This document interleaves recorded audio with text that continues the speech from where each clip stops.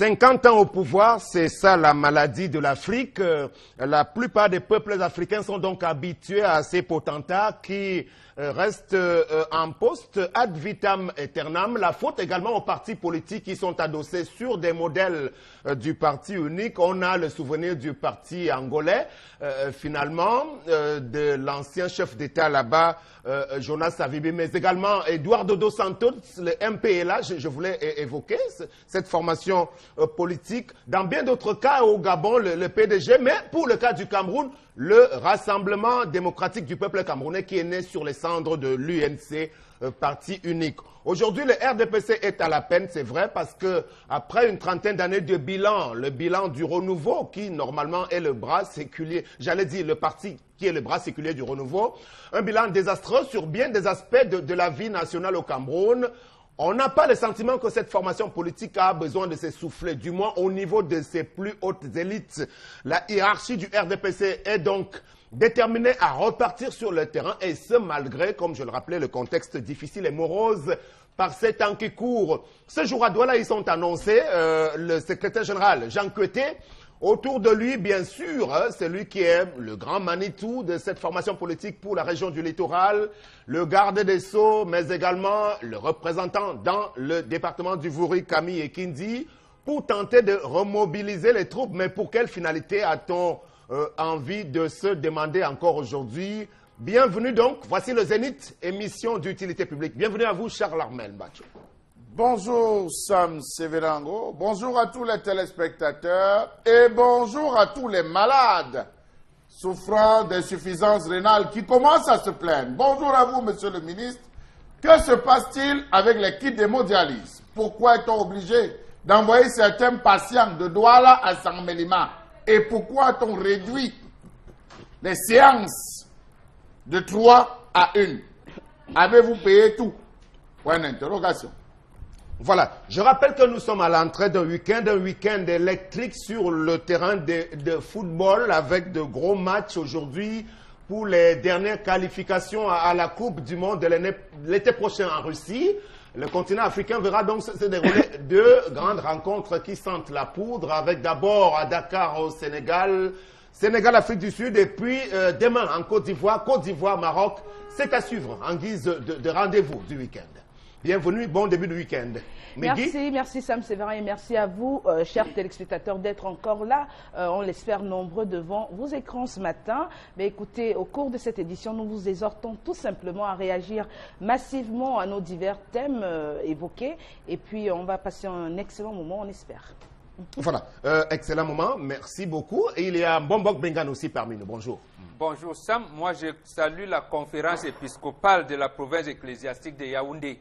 En mars dernier, ils avaient tenu une réunion ordinaire avec Monseigneur Benoît Bala à l'Essin. Il vient de tenir une deuxième réunion juste après, où ils n'ont même pas cité le nom de Monseigneur Bala, alors que l'Eucharistie principale a été célébrée par son homonyme, l'évêque émérite de Bafia, pourtant Monseigneur Atalas Bala cette fois-là. À aucun moment on a cité le nom du disparu, même pas pour lui dire paix à ton âme. Et c'est ce qui amène la nouvelle expression ce matin à s'interroger si finalement l'Église catholique a oublié de se rappeler de cette mémoire-là. On sait que la justice du Cameroun, à travers la cour d'appel du centre, le procureur Jean-Fils, comment il s'appelait encore, Tamak, voilà, devait nous donner la suite réservée à cette scabreuse affaire.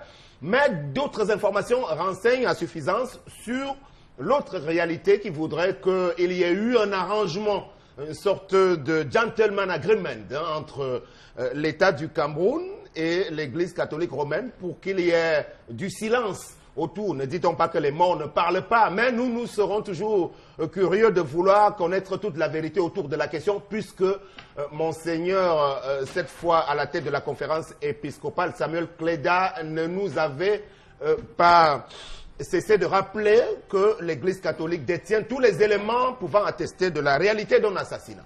On aura peut-être le temps de reparler de cette affaire bien compliquée sous nos cieux aujourd'hui. On démarre l'émission avec Tendance, bien sûr. Bienvenue, Tendance. Bonjour.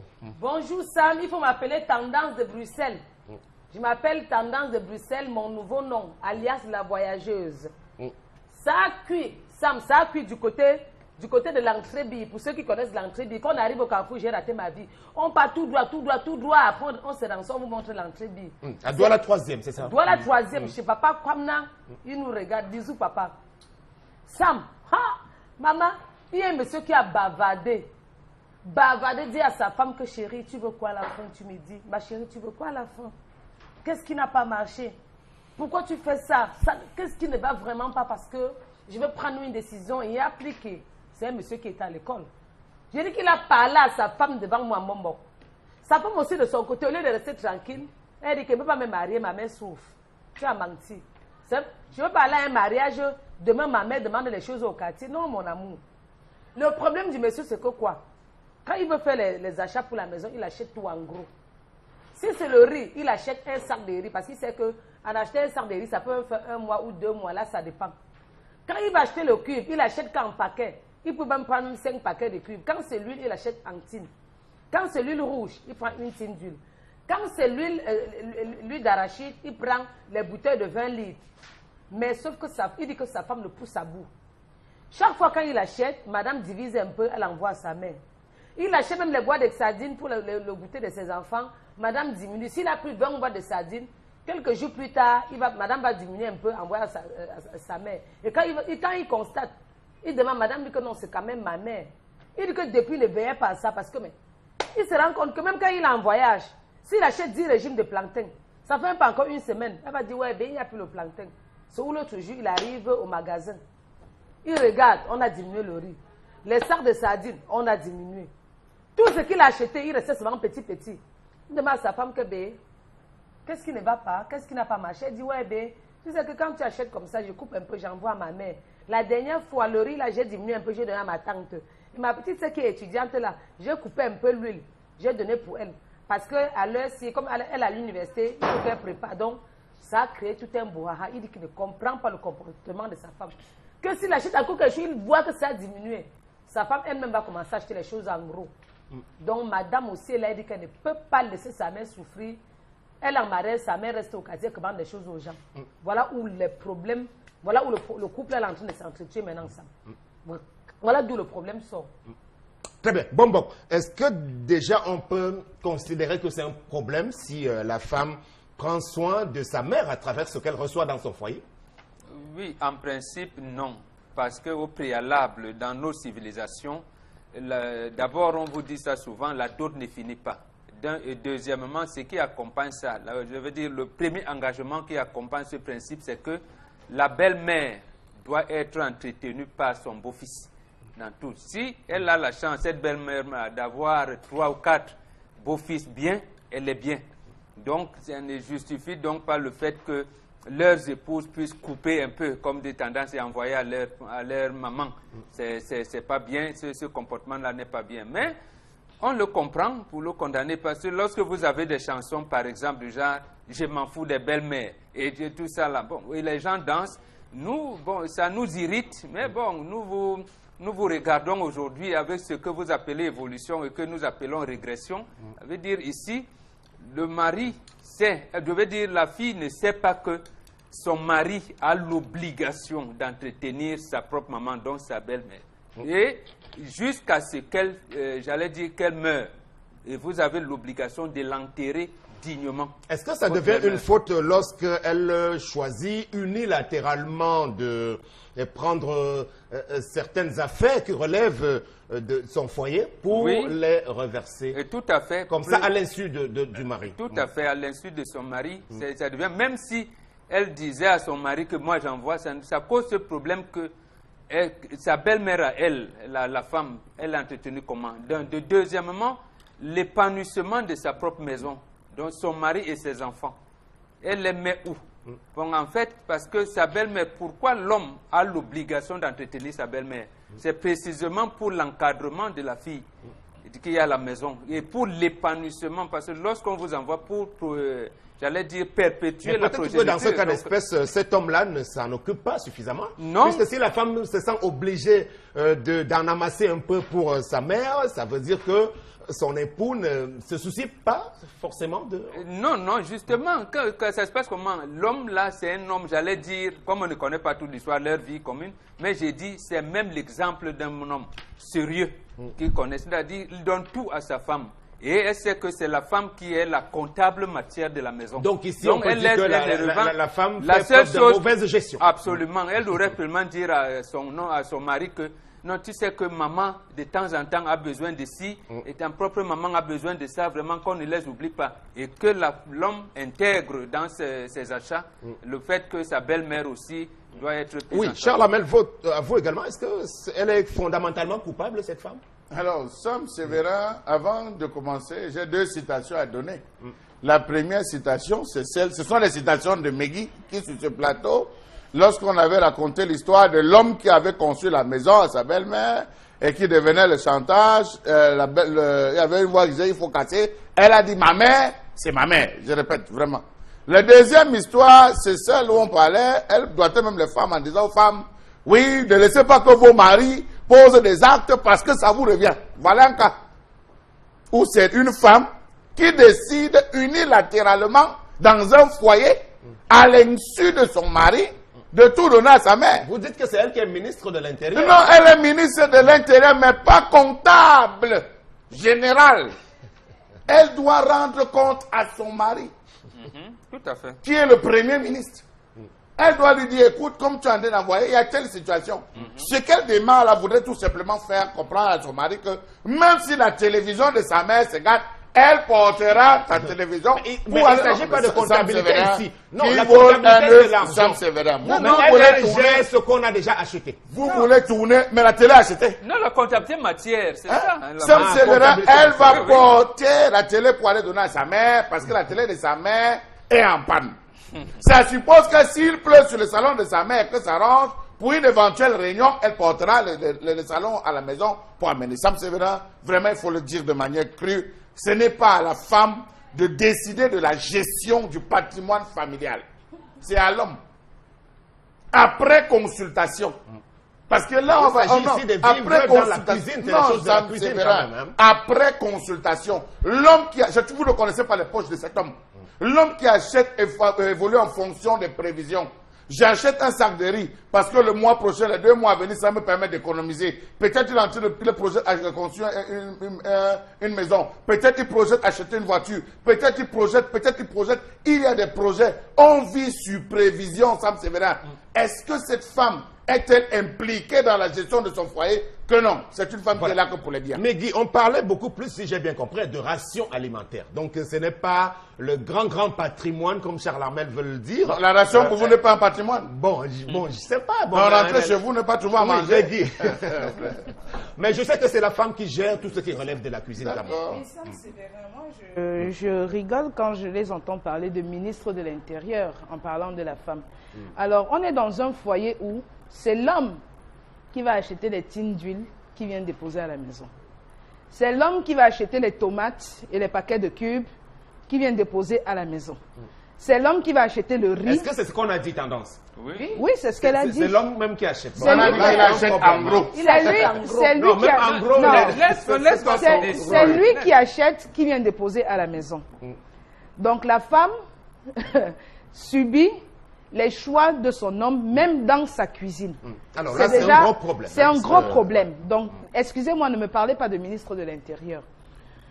Si une femme en arrive à ses extrémités, d'avoir à diminuer ce qu'elle a chez elle pour en apporter à sa pauvre maman, c'est parce que cette maman est dans le besoin. Et je suis désolée, c'est tout à fait humain de rester sensible aux besoins de ses proches quand on les aime. Mais également sa propre belle-mère, la Tout mère à de son fait, mari. j'en arrive. Tout à fait, j'en arrive. Maintenant, je ne suis même pas sûre que si elle avait fait pour sa belle-mère, ce mari se plaindrait. Déjà, un point. Il aurait plutôt apprécié sa femme. Que oui, tu aimes ma mère, tu aimes mes soeurs, tu aimes... Mais comme ça se fait dans l'autre cas, ça cause un problème. Il s'agit ici d'un couple où il manque furieusement de dialogue.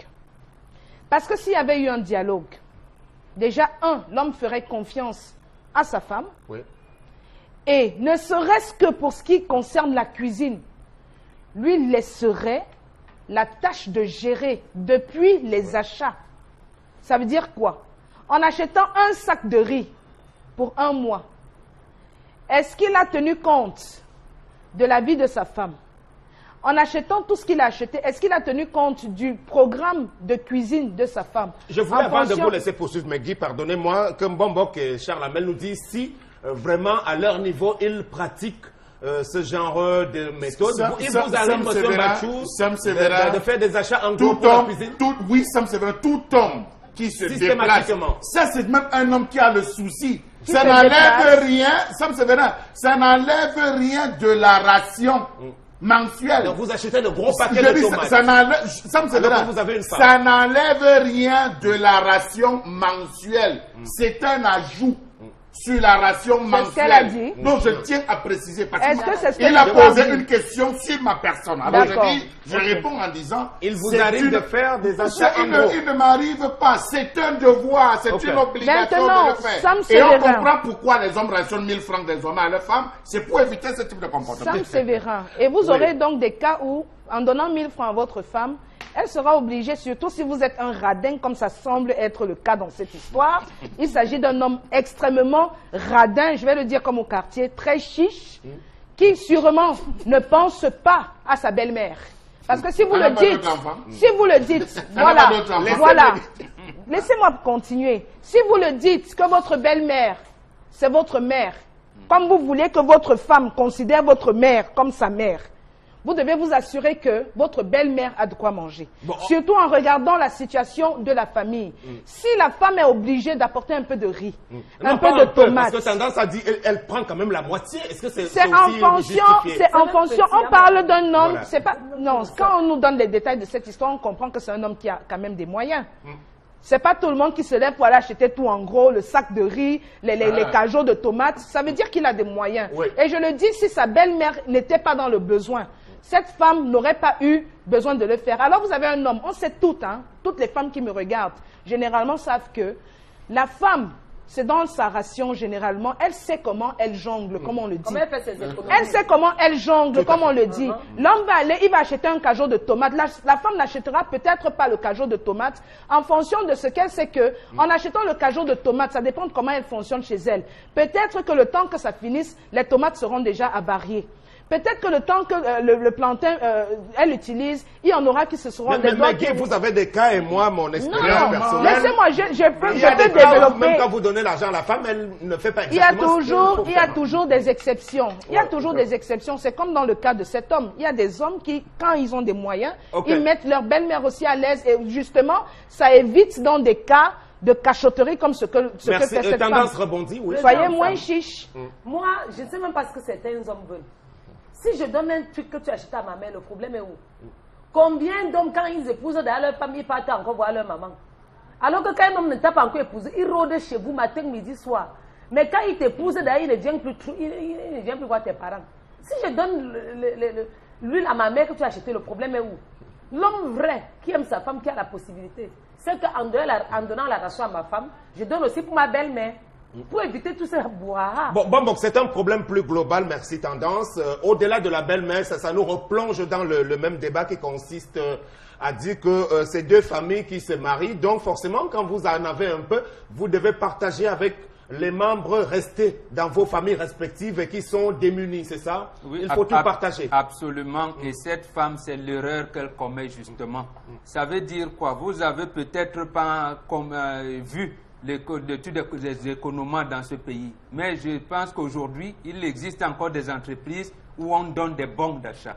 C'est-à-dire que vous savez qu'il y a des bons, il y a telle librairie. Si je ne suis pas là, les enfants peuvent aller apprendre des fournitures scolaires à hauteur de temps.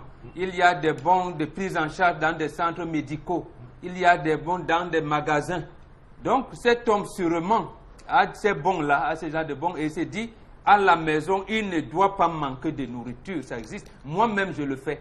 quand je fais mes week-ends, quand je rentre, je ne sais même pas s'il y a... Ça peut nous arriver de temps en temps, vous rentrez, vous vous arrêtez en bancomo, vous mettez voilà, des bâtons. Voilà. Mais de façon systématique, un monsieur qui prend sur lui de s'arroger tout le montant de la ration alimentaire pour faire ses achats-là. Non, mais justement, ça veut dire que sa femme a fait faillite. Justement, ça veut dire que l'homme a dû constater les écarts de comportement de son épouse depuis longtemps. C'est pour ça même qu'il est venu contrôler. Oui, je voulais préciser en disant que ce n'est pas toutes les femmes qui savent faire le marché. Il y a des femmes qui ne savent pas discuter. Non, je vous le dis, Sam Severin. Il y a des femmes qui ne savent pas discuter au marché. Lorsque vous allez même avec votre amour de femme, vous descendez au marché, vous dites, chérie, discute. Je ne connais pas discuter. Il y a des femmes comme ça lorsqu'elle arrive. Et ce sont les hommes qui ont la panache de discuter. Il y a des couples où c'est la femme qui sait discuter, c'est l'homme qui ne connaît pas discuter. Il y a des couples où c'est l'homme qui est vraiment l'acteur sur le terrain. Donc, vous dites quoi, Sam Severin? Je pense que ici, là, on parle de l'action répétitive.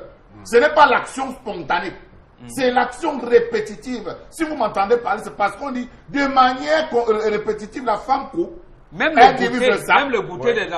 Même le goûter des enfants. Où est-ce qu'elle met l'intérêt de la famille? Ce n'est même pas bien. Une telle femme démontre qu'il n'y a pas... Bon, il faut qu'elle fasse preuve de dignité quand même. Elle pouvait dire à son mari, Sam Severin, généralement, comment ça se fait? Comment ça se fait? Lorsque vous avez une femme, vous savez qu'elle sort d'une famille, peut-être il n'y a pas de moyens, ou elle est dans une famille avec assez de moyens, et que vous voulez apporter une aide, vous posez la question à votre femme en disant, comment est-ce qu'on peut aider maman? Mais ça elle peut vous dire, c'est les factures de lumière, elle peut vous dire, c'est les factures d'eau, elle peut vous dire, non, contribue à hauteur de ta maman, un petit commerce. Voilà comment on apporte son aide. Sam Severin, je vous dis, quand on arrive là, ce n'est pas une honte pour la femme, c'est une honte pour le mari. Non, une honte pour la femme. Je dis, ce n'est pas du vol, c'est pour elle. C'est pour elle. Quand elle prend du riz pour donner à sa mère, c'est son riz à elle, elle ne vole pas. Elle vole. Elle ne vole pas. Même le goûter des enfants. Je dis, elle ne vole pas. Vous avez affaire à un homme qui est radin, qui est chiche. Mais je suis désolée, ça c'est le genre d'homme qui va compter les morceaux de viande dans la marmite. Je dis, vous ne parlez pas de ministre d'Intérieur quand vous n'êtes pas capable d'assumer. Quel est cet homme? Même les biscuits des enfants pour envoyer à la mère. Il n'envoie pas pourquoi? Parce que c'est tout ça. Mais la mère, c'est quoi? C'est vous qui dites que c'est une famille, non? Pourquoi vous estimez que si elle donne à sa mère? Des enfants de 16 heures. Oui, ce sont ses enfants, vous ne les aimez pas plus qu'elle. Parce que ils se sont largement étalés sur le sujet. Je voudrais parler parce que c'est une...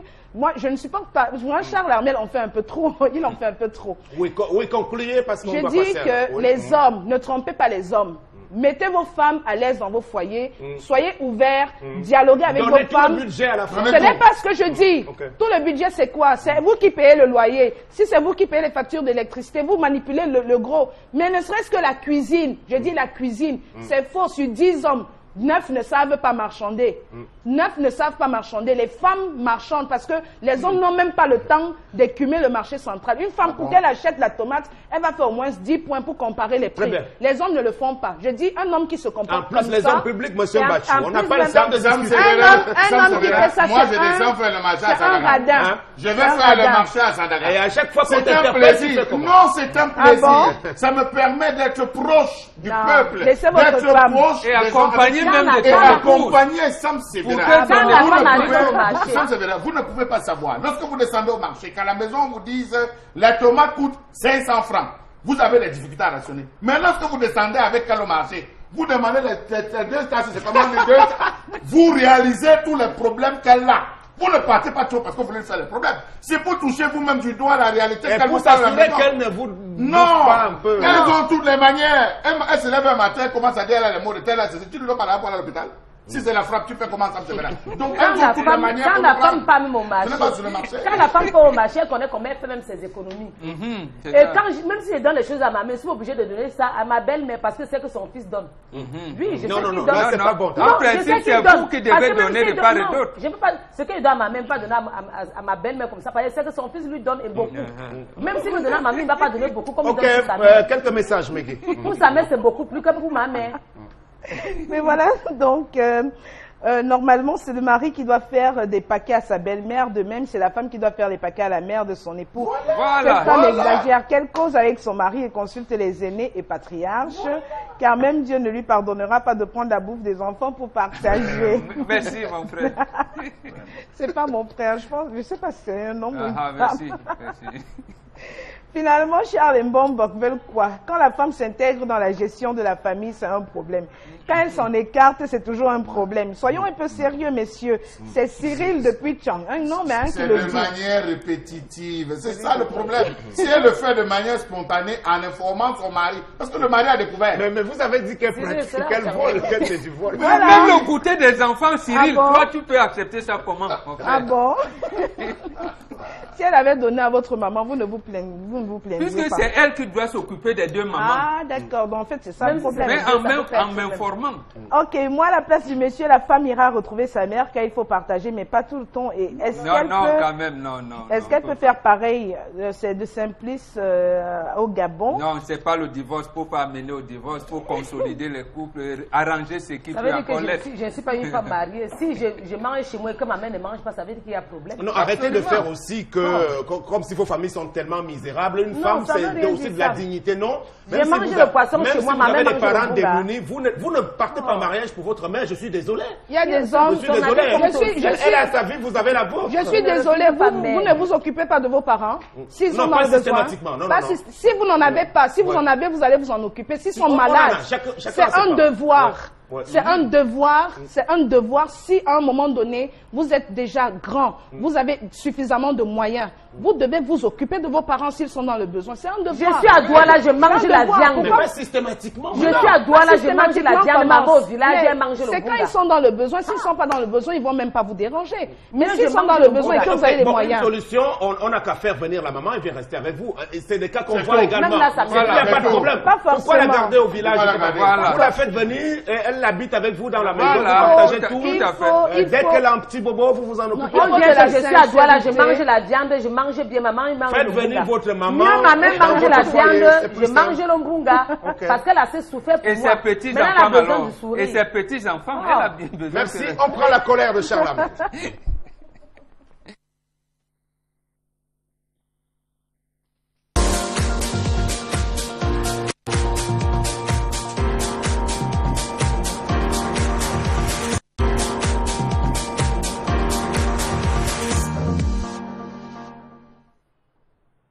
Je m'interroge sur l'ensemble des espaces verts de cette République. Je m'interroge ce jour sur la question de la surfacturation dans ce pays. Qui surfacture quoi, quand, comment et pourquoi? Voilà l'ensemble des questions qu'on a amené à se poser ce jour.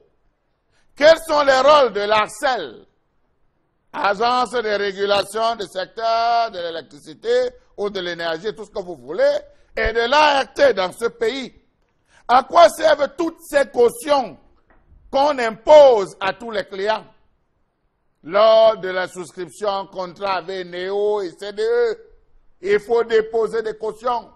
Nous sommes 23 millions de Camerounais. Si seulement 10 millions ou 15 millions ont un abonnement et ont déposé 50 000 de caution, ça fera combien dans les caisses? Ce qu'on a déposé à l'époque de la Sonal, qu'en a-t-on fait? Ce qu'on a déposé à l'époque de AESonel, qu'en a-t-on fait? Je ne parle pas de la SNEC, encore moins de la CDE. Faites le calcul et dites-moi où est-ce que cet argent se trouve. Posez la question aux entreprises de distribution d'eau, d'électricité, d'Internet, de téléphonie mobile et de transport. Comment comprendre que le partenariat signé entre les clients et les entreprises ne soit pas égalité parfaite? Comment comprendre cet égocentrisme poussé développé par les gestionnaires de fonds, les opérateurs économiques, les multinationales et les entreprises commerciales dans ce pays? Comment comprendre qu'à chaque niveau dans ce pays, les gens veulent toujours surfacturer? Partout, on surfacture.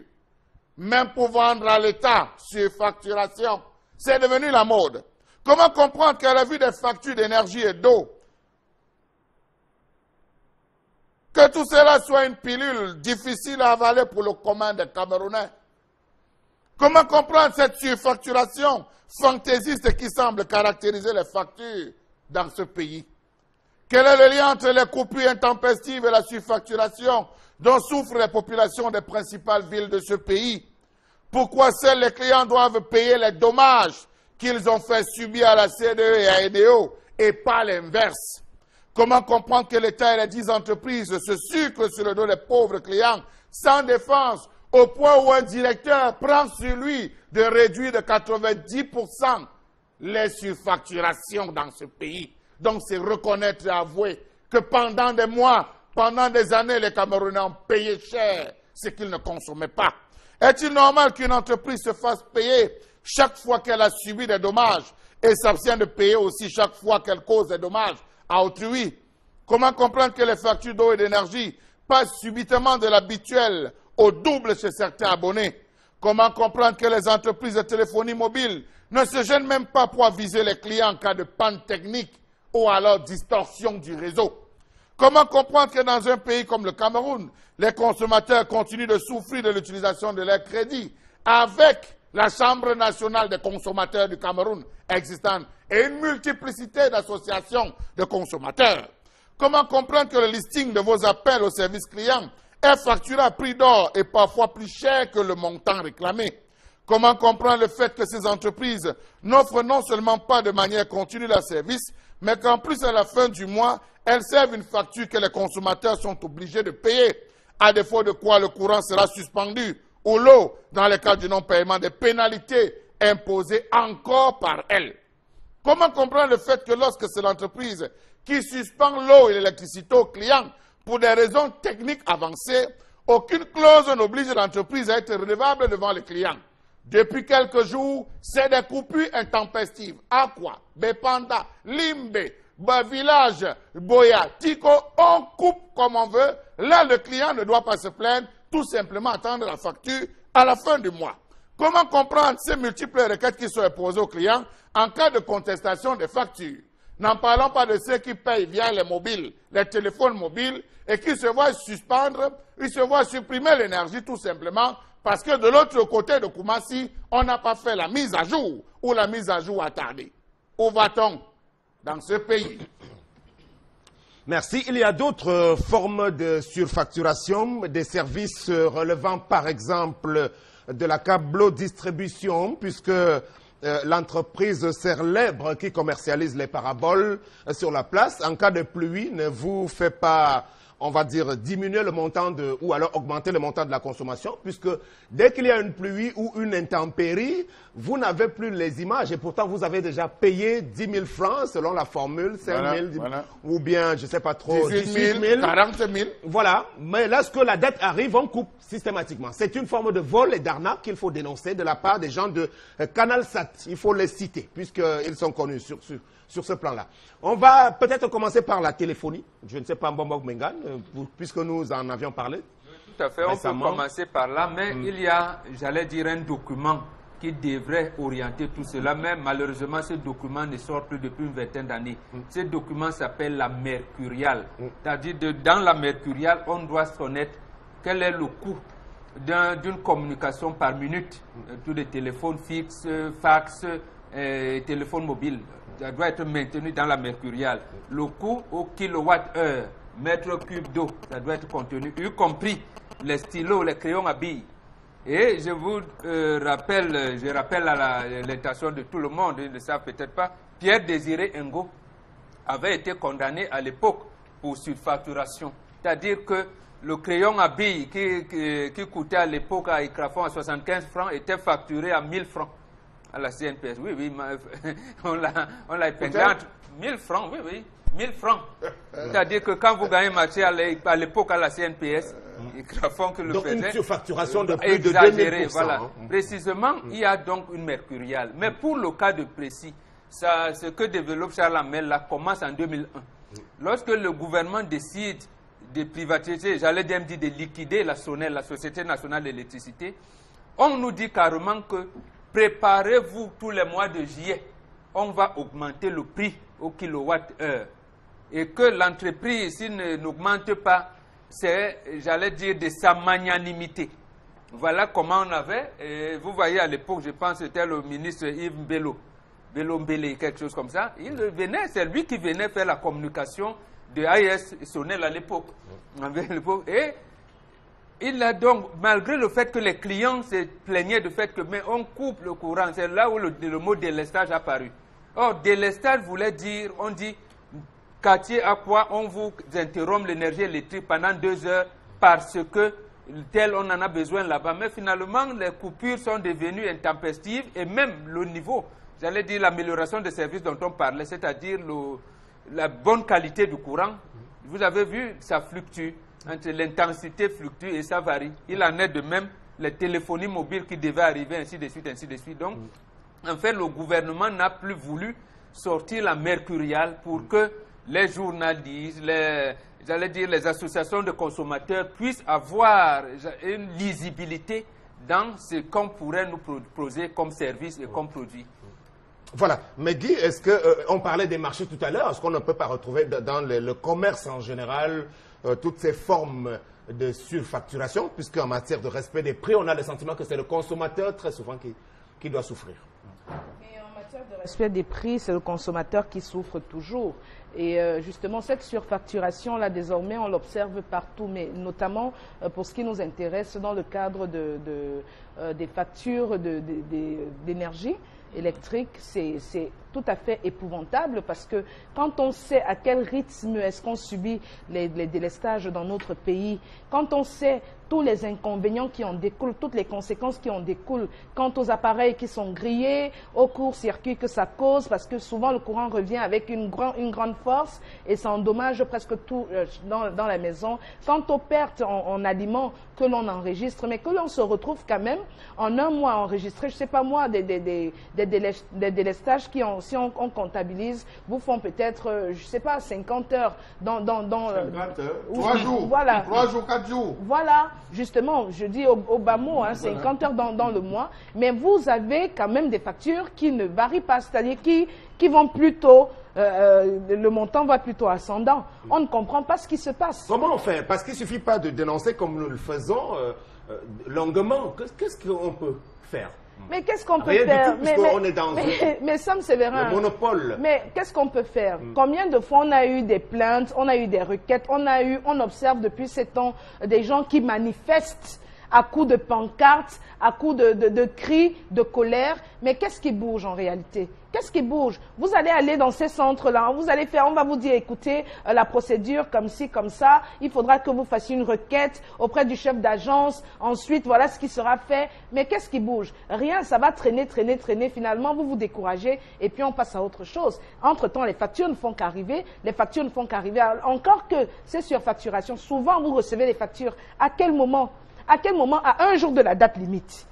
Et après, quand vous allez vous plaindre, on vous dit non. Quand vous constatez que vous n'avez pas reçu de facture, c'est vous qui devez venir à l'agence vous enquérir de ce qui se passe. Mais que font donc les personnes qui sont chargées justement de la distribution de ces factures? Il y a un délai dans lequel vous devez remettre les factures aux gens afin qu'ils puissent se préparer, avoir de l'argent pour venir payer. Même encore, je vais ajouter, lorsqu'on vous remet, il faudrait qu'il y ait une décharge qui atteste du jour où vous recevez cette facture. Vous recevez cette facture. Je dis, parfois, vous avez la facture aujourd'hui et vous remarquez que la date limite, c'est demain. Tout à fait. Alors que ça doit venir au moins 10 jours alors, avant. tendance, il y a aussi les cas de certains bailleurs qui prennent la responsabilité de vous établir les factures, factures Eneo bien sûr et de l'aube. Alors, très souvent là, vous n'avez pas le choix. Ils vous indiquent, vous payez tel montant, vous n'avez pas à discuter. Parfois même le bailleur te dit, tu vas payer un taux forfaitaire, 10 000 francs. Voilà. Tu lui dis que papa, j'ai mon compte. Il dit non, notre compte n'entre plus chez moi. Parce que c'est ce qu'il fait. Et on les appelle les bailleurs sont loulous. Les bailleurs qui volent la lumière. Un bailleur vole la lumière, je vais aller le dénoncer. Parce que quand vous volez la lumière, vous faites ça à vos locataires sans pitié. Tu avais un bailleur à la maison, Sam, il commence à augmenter le prix du loyer. C'est tout la surfacturation. Ce n'est pas ce que vous avez signé au départ.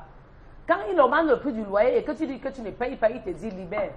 Je vais faire venir mes enfants alors vivre ici. Il commence à faire le chantage. Maintenant, on a encore d'autres personnes qui passent le temps à se facturer dans les boulangeries. Soyez vigilants. Quand vous arrivez dans les boulangeries et que vous voulez prendre beaucoup de choses pour les enfants, ou peut-être les goûters des enfants, soyez vigilants parce que les gens qui sont à la caisse sont spécialisés en augmentation de factures. Je dis que tu fais moins de pépins Sam. Et quand tu te rends compte que les gens ont fait la surfacturation, quand tu donnes que madame, on n'a pas su, on croyait que vous avez pris si vous avez pris ça. Vous mentez, on va vous dénoncer. Boulangerie, pharmacie, les bailleurs qui volent la lumière, les bailleurs sont loulous. J'ai votre dossier dans mes mains. Je vais aller vous dénoncer. Je sais de quoi je parle.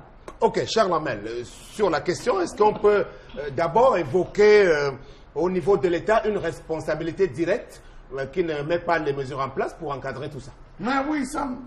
Quel est le rôle de l'ARCEL? Vous entendez même ces gens parler? La bouche est pleine. Et la bouche pleine ne parle pas, même si elle est pleine d'eau, même si elle est pleine de vin rouge, vous ne saurez pas parce qu'elle est fermée. Parce que ce qu'il y a dans la bouche ne doit pas être vu, Sam, c'est vrai. Sinon, comment comprendre tout ce mutisme observé? Qui vous donne l'énergie? Qui vous offre le compteur? Qui définit votre consommation? Qui évalue la qualité de votre compteur? Qui fixe le prix que vous allez payer? Et ça, c'est vrai, pour commencer par là. Voilà là où est le nœud du problème. On vous donne les compteurs. Est-ce que les compteurs là sont bons? Vous avez les compteurs devant lesquels, lorsque vous soufflez, ça tourne.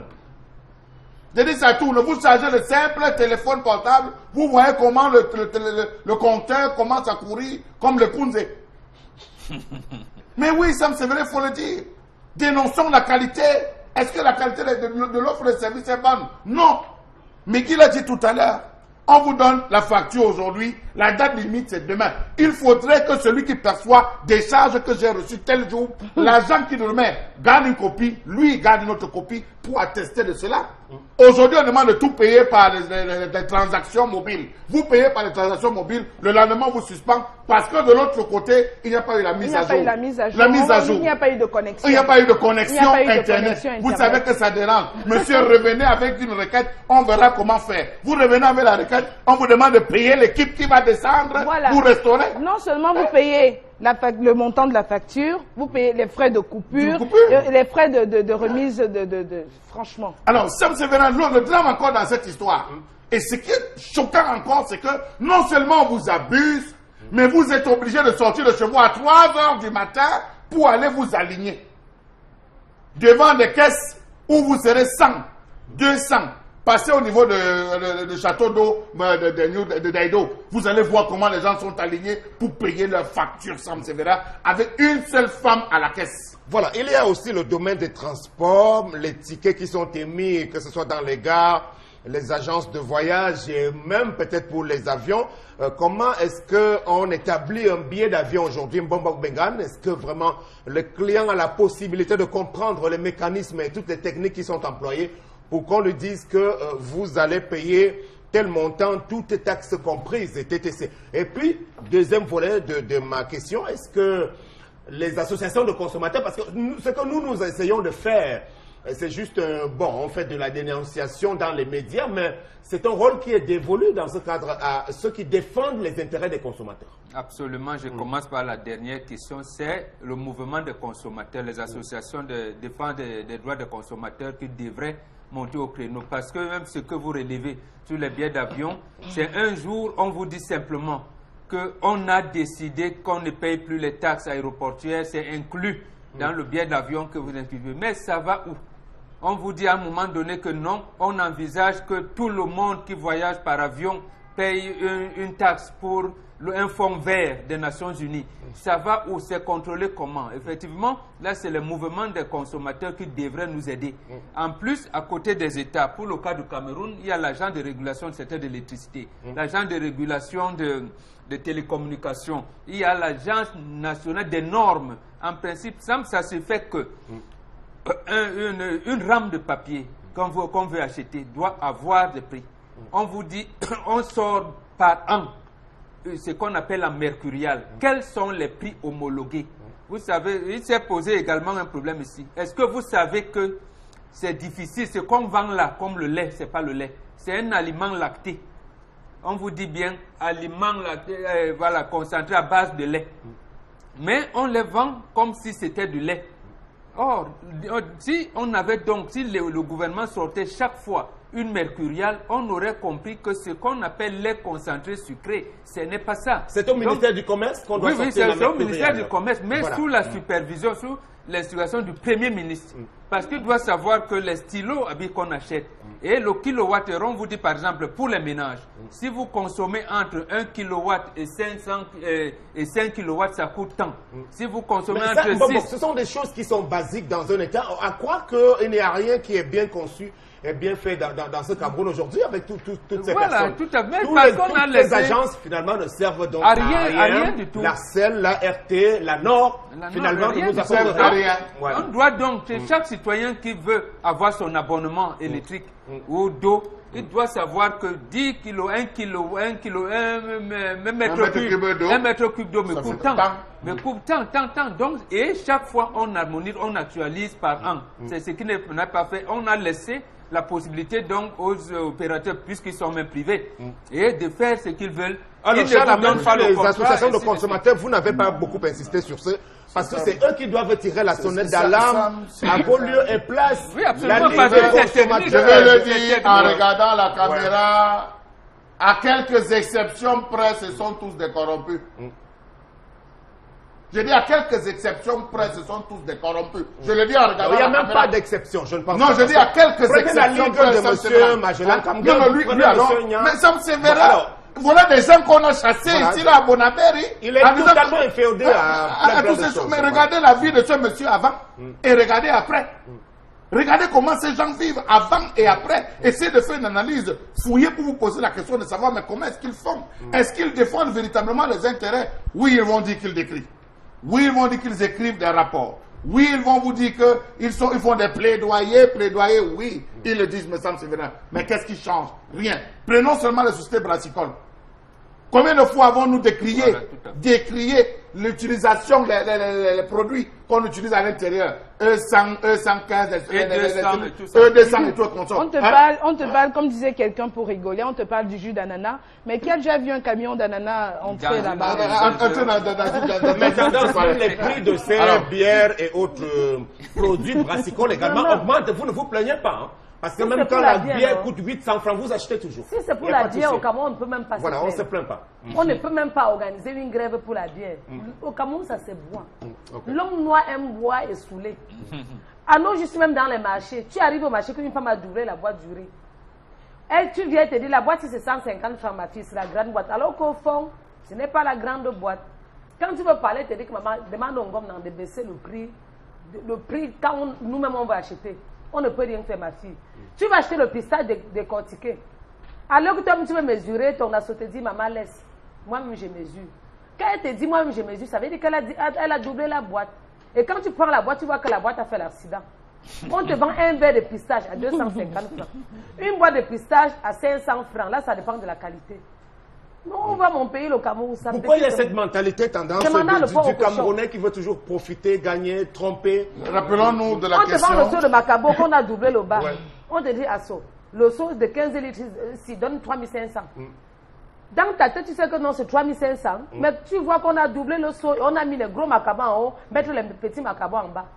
Vous voyez comment mon pays est. Est-ce qu'on peut prendre quelques messages sur cette thématique concernant les prix qui ne sont pas homologués au Cameroun et la plupart du temps surfacturés dans différents secteurs? Mais qu'est-ce que disent nos téléspectateurs? Tout à fait. Donc, on a ce message qui nous dit, pour une panne de compteur, nous avons fait une requête dans une agence Eneo et nous avons fait presque 2 ans avec cette requête. Aucun agent Eneo ne s'était présenté pour régler cette situation. Il a fallu l'intervention d'un technicien du quartier. Alors, cet autre message... à propos toujours de la colère du jour. Good morning to you guys at the studio. The world system is bad in our country. How will you see that in Eneo, the more you consume, the higher the charge you per kilowatts of energy? Andy in Bonabéry. The world system, tous les systèmes est gangréné, dit-il, les mauvais au Cameroun. Voilà. Alors, Sam Sévérin, comment voudrait-il qu'on paye la distance Douala-Yaoundé à 2500 francs et que similairement, pour la même distance Douala-Ouest, Douala-Banganté, on vous demande de payer 5000, 7000. Comment cela s'explique-t-il? Voilà. À l'époque, le prix homologué, c'était 3225. 3225 francs qu'on payait. Voilà. Aujourd'hui, raison de c'est l'état 7 de 000. la route. Non, je vous dis, c'est 7 000. Quel état de la route, Sam Sévérin? Est-ce que ça a augmenté, ça a diminué? 3 700. Et depuis qu'on a suspendu cet argent, c'est alors grave. Les gens se retrouvent à payer 8 000 francs, Sam Sévérin. On impose. Est-ce que pourtant le kilométrage a changé? Alors Emmanuel, depuis Yaoundé, malheureusement ceux en charge de la protection des consommateurs dans notre pays conspirent pour nous tuer. Je m'appelle Herbert Fotso, je travaille dans un cabinet d'un expert en eau et énergie. Les compteurs ne sont pas aux normes au Cameroun. Voilà. Il faudrait qu'il y ait une structure qui mette à la disposition des clients les compteurs. Dont on peut être comptable. Parce que c'est un domaine technique, tout le monde d'ici ne connaît pas. Vous demandez un branchement électrique, on vous pose un compteur. Vous savez qu'on vous a posé un compteur, c'est tout. Quelles sont les normes? Vous ne connaissez pas. Sam, rien ne donne plus au Cameroun. Quand il veut parler avec quelqu'un, il est hors sujet. À nous, juste même tu veux la maison pour lui, on te dit un an. Oui, un an, tout à fait. Que tu payes un an, tu donnes 10 mois de loyer, 2 mois de caution. Et le bailleur ne vous donne même pas la facture de l'électricité. Vous êtes dans le sujet tendance parce que parlant du prix des loyers aujourd'hui, finalement, les appartements du niveau qui peuvent coûter 30-40 000 francs dans les logements sociaux de la SIC de l'État, aujourd'hui, lorsqu'un particulier vous la propose, c'est le triple du prix pratiquement et vous devez payer 10 mois, 12 mois. Pourquoi? Et tout ça parce qu'on n'est pas protégé. Finalement. Et ce qui est énervant, c'est que quand tu arrives toujours dans les pays africains, ici à Djamena, au Tchad, tu payes 3 mois de loyer là-bas si tu veux.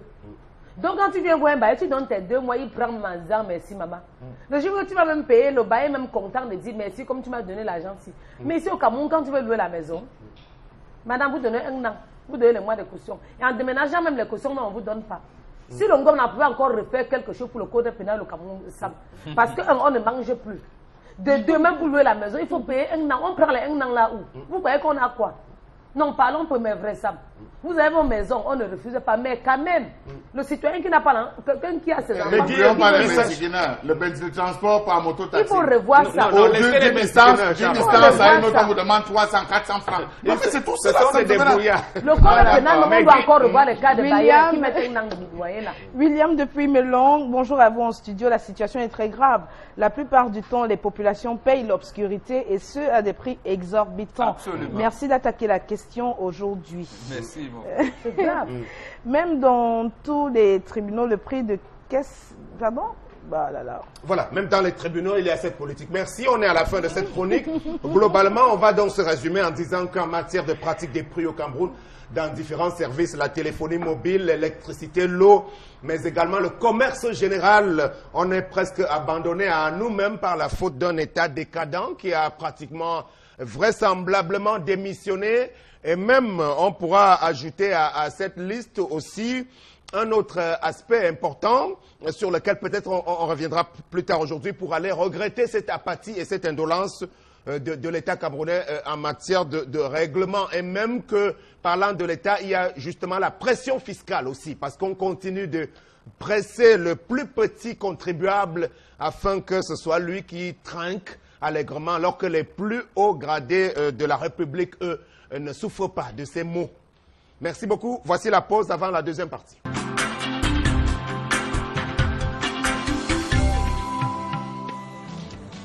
On va donc tâcher de repartir pour la deuxième partie de ce programme en espérant tous les réglages nécessaires. Et il y aura les messages d'abord, mais on s'est délecté de cette belle chanson. Annie Anzouer, depuis ses débuts, avec l'image de la jeune femme sage de l'époque, qui nous rappelle aussi l'image de Coco Ateba, qui aujourd'hui a bien grandi, que dis-je, et qui est présente au Cameroun depuis quelque temps, avec tout ce qu'elle a connu, toute sa belle histoire dans la chanson, mais également par rapport à son rayonnement dans bien d'autres domaines. On va prendre la suite avec les messages avant la revue des réseaux sociaux.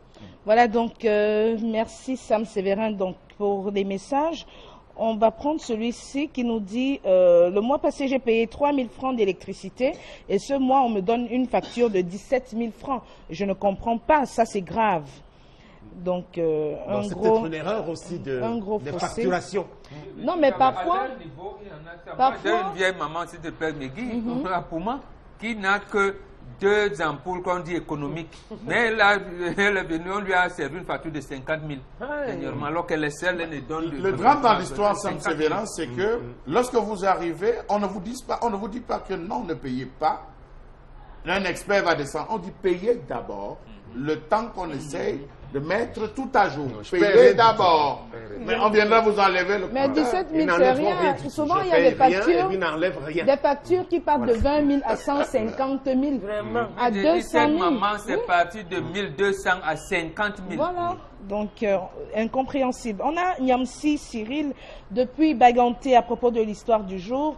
Il nous dit, si un homme aime un fruit, un arbre fruitier, il doit aussi aimer les fruits. Ça veut dire que si toi, l'homme, tu aimes ta femme, tu dois aimer ta belle-mère. Absolument. Bon, ok, vous aimez la belle-mère, le beau-père, les beaux-frères, tous les cousins et tout le monde du village de votre femme, bien sûr. Très bien.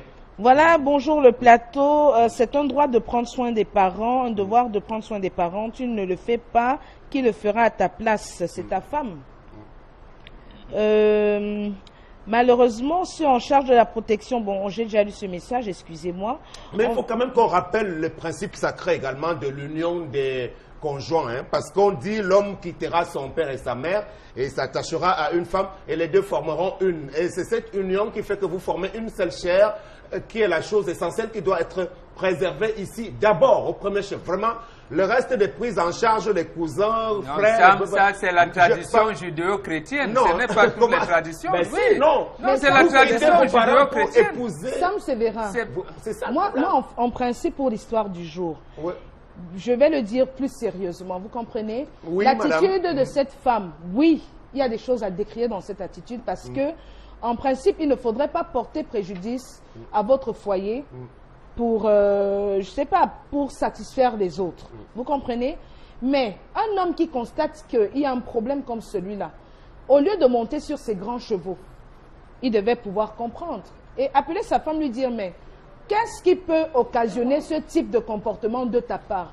Qu'on achète des trucs pour la maison et que tu prennes la moitié, sa femme lui aurait dit, écoute, parce que je constate que, moi n'ayant pas de moyens, j'ai ma famille aussi qui compte sur moi parce que peut-être maman est là, mon père n'est peut-être plus là, je suis l'aîné et ça me fait mal. Depuis j'ai attiré ton attention, tu n'as rien fait. Donc je ne peux pas rester, je mange à ma faim. Et les autres ne mangent pas. Ils vont m'appeler vraiment, je ne peux pas de façon humaine, on ne peut pas supporter. Donc c'est une crise de dialogue dans ce couple-là. Sauf ma mère, le mariage n'est pas une prise en charge totale de la famille. Ce n'est pas une prise en charge totale de la famille. Ne le dites pas parce qu'aujourd'hui, la femme quittera et s'attachera à son homme. Elle quittera et s'attachera à son homme et ils formeront une seule famille, une seule chair. Elle sera l'épouse de sa nouvelle famille. Elle sera dans sa nouvelle famille. Alors, pour pouvoir traverser le fleuve et aller poser une action de l'autre côté, vous demandez le consentement de l'autre côté. Je suis tout à fait sûre. Non, je suis tout à fait surprise de suivre le traditionnaliste radicalement opposé à l'occidentalisation qui tient ce langage aujourd'hui. Non, il a simplement rappelé ce que j'ai dit tout à l'heure. Parce que, tout simplement, il faut à tout prix tirer sur la femme. Mais je suis désolée qu'à aucun moment, il n'a interpellé la réaction de l'homme. Mais Guy, vous comprenez aussi votre position sur le sujet, parce que vous l'avez déjà dit par le passé. Ma position sur vos parents passent avant, vous l'avez dit. Et ma position ne change pas. Ok, très bien. Ma position ne change pas. Sachez que ce n'est pas ça qu'il faut enseigner aux gens. Le mariage est adossé sur l'union des deux personnes. Ne décontextualisez donc la femme pas. quitte sa famille pour la nouvelle famille. Vous êtes Madame Ndombou, la femme de Ndombou, dans la région de l'Ouest. Désormais, vous oubliez les Bafia et autres. Ne décontextualisez, je dis et je me répète encore, je suis très fréquente sur ma façon de voir. Je dis qu'une femme en mariage, oui, doit tenir compte de sa belle famille, doit s'en occuper. Mais vous avez dit, j'avais répondu parce que vous avez dit que elle doit s'occuper plus de sa belle famille que de sa propre famille. Et là, je vous ai dit, prioritairement, je vous ai dit que même de façon naturelle,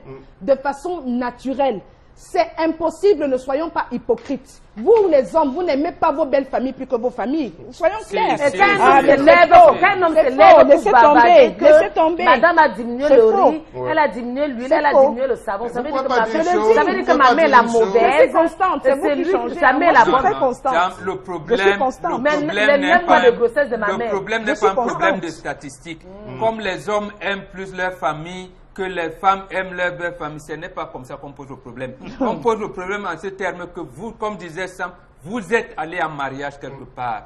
On vous accompagne, vous, femmes et votre époux, de vous épanouir. Maintenant, toi, la femme qui est allée dans une famille, tu l'épouses d'abord. Ta maman là-bas a peut-être la chance aussi d'avoir tes frères qui ont épousé les filles qui viennent d'ailleurs. C'est comme ça que ça se fait. Voilà. Ce n'est pas le même contexte. Non, c'est le même. Il y a un message encore. Ce n'est pas le même contexte. Herbert Fotso, c'est l'échec du gouvernement. Ils ont réussi dans quel domaine d'ailleurs? Et donc, cet autre message, Cameroon is not serious in any sector of public or private life. We are helpless and forced to assume every situation. Cameroonians are themselves not serious. Charles Atang from Bamenda. Okay, thanks for watching from Bamenda. Deux derniers messages. On a 2 petites minutes encore. Ah, d'accord. Oui, encore. Tout le monde se débrouille dans le pays. Voilà. Okay.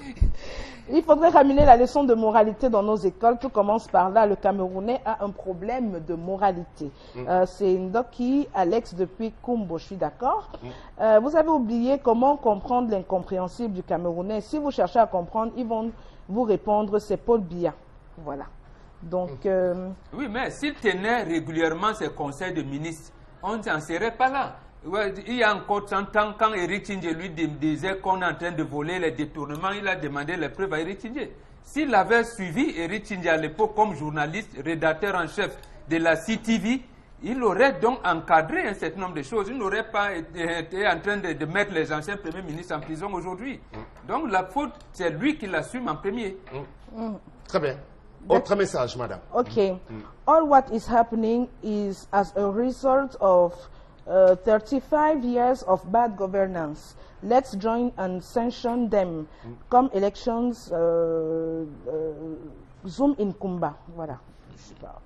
Okay. Alors, on va lire cet autre message. Une femme est appelée à s'occuper de sa belle-mère comme si c'est sa propre mère, sans distinction. C'est Barbara Temgwa depuis Port-Gentil. Merci, Barbara. Mais voilà, c'est vrai, on n'a pas dit non. Pareil pour l'homme. Hein. La donne ne finit pas. L'homme, il a sa belle-mère. Donc, pourquoi vous offusquez de ce qu'on donne du riz à votre belle-mère? Parce qu'elle vole ça. Elle ne vole pas. Je ne vole pas ma chose. C'est de façon répétitive. On ne vole pas sa propre chose. On prend la prochaine étape, cette fois-ci, au cœur des réseaux sociaux. Quelles sont les dernières nouvelles, madame? Voilà donc, merci Sam Sévérin. À propos de la revue des réseaux sociaux, il y a un très grand buzz qui se fait donc autour de la nomination par le président Paul Biya de l'épouse de l'opposant Maurice Kamto, président national du parti politique MRC.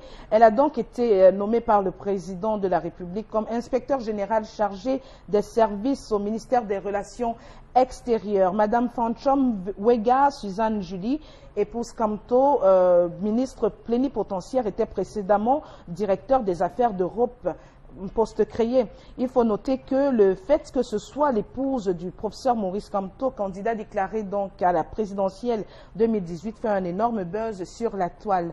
Une nouvelle diversement appréciée par les internautes qui se demandent déjà comment l'accueillent les membres du MRC qui sont viscéralement hostiles à la gouvernance de Paul Biya. Et de même, ils se demandent si ce n'est pas une stratégie purement politique pour affaiblir le rival politique.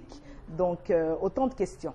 Alors, cher Lamel, je ne sais pas si le débat a lieu d'être parce qu'on ne nous a pas dit si l'épouse du sieur Kamto avait des acquaintances politiques proches de son époux. Est-ce qu'elle était militante du MRC? Je ne sais pas, parce que dans un couple, on l'a souvent dit ici, les deux conjoints peuvent séparément militer. On l'a vu, voilà. On l'a vu pendant longtemps, on a vu des couples, même où la femme était ministre appartenant dans un camp et l'homme dans un autre camp. On n'a forcément pas besoin d'être dans le même camp. En plus, je ne vois même pas un problème, il n'y a pas un problème. Je vois des gens s'agiter. C'est les gens qui croient que la politique, c'est la bagarre. Les gens qui croient que la politique, c'est les inimitiés. Non, c'est plutôt la guerre des idées. On défend des idées. Cela n'empêche qu'on soit des frères. Cela n'empêche qu'on soit des sœurs. Qu'on soit des sœurs et qu'on discute en famille. La politique reste à un certain niveau. Lorsqu'on est en famille, surtout Mme Kamto a été nommée par rapport à son CV. Et c'est même tardif. Moi, je pense que cette nomination est tardive. On devait la nommer depuis.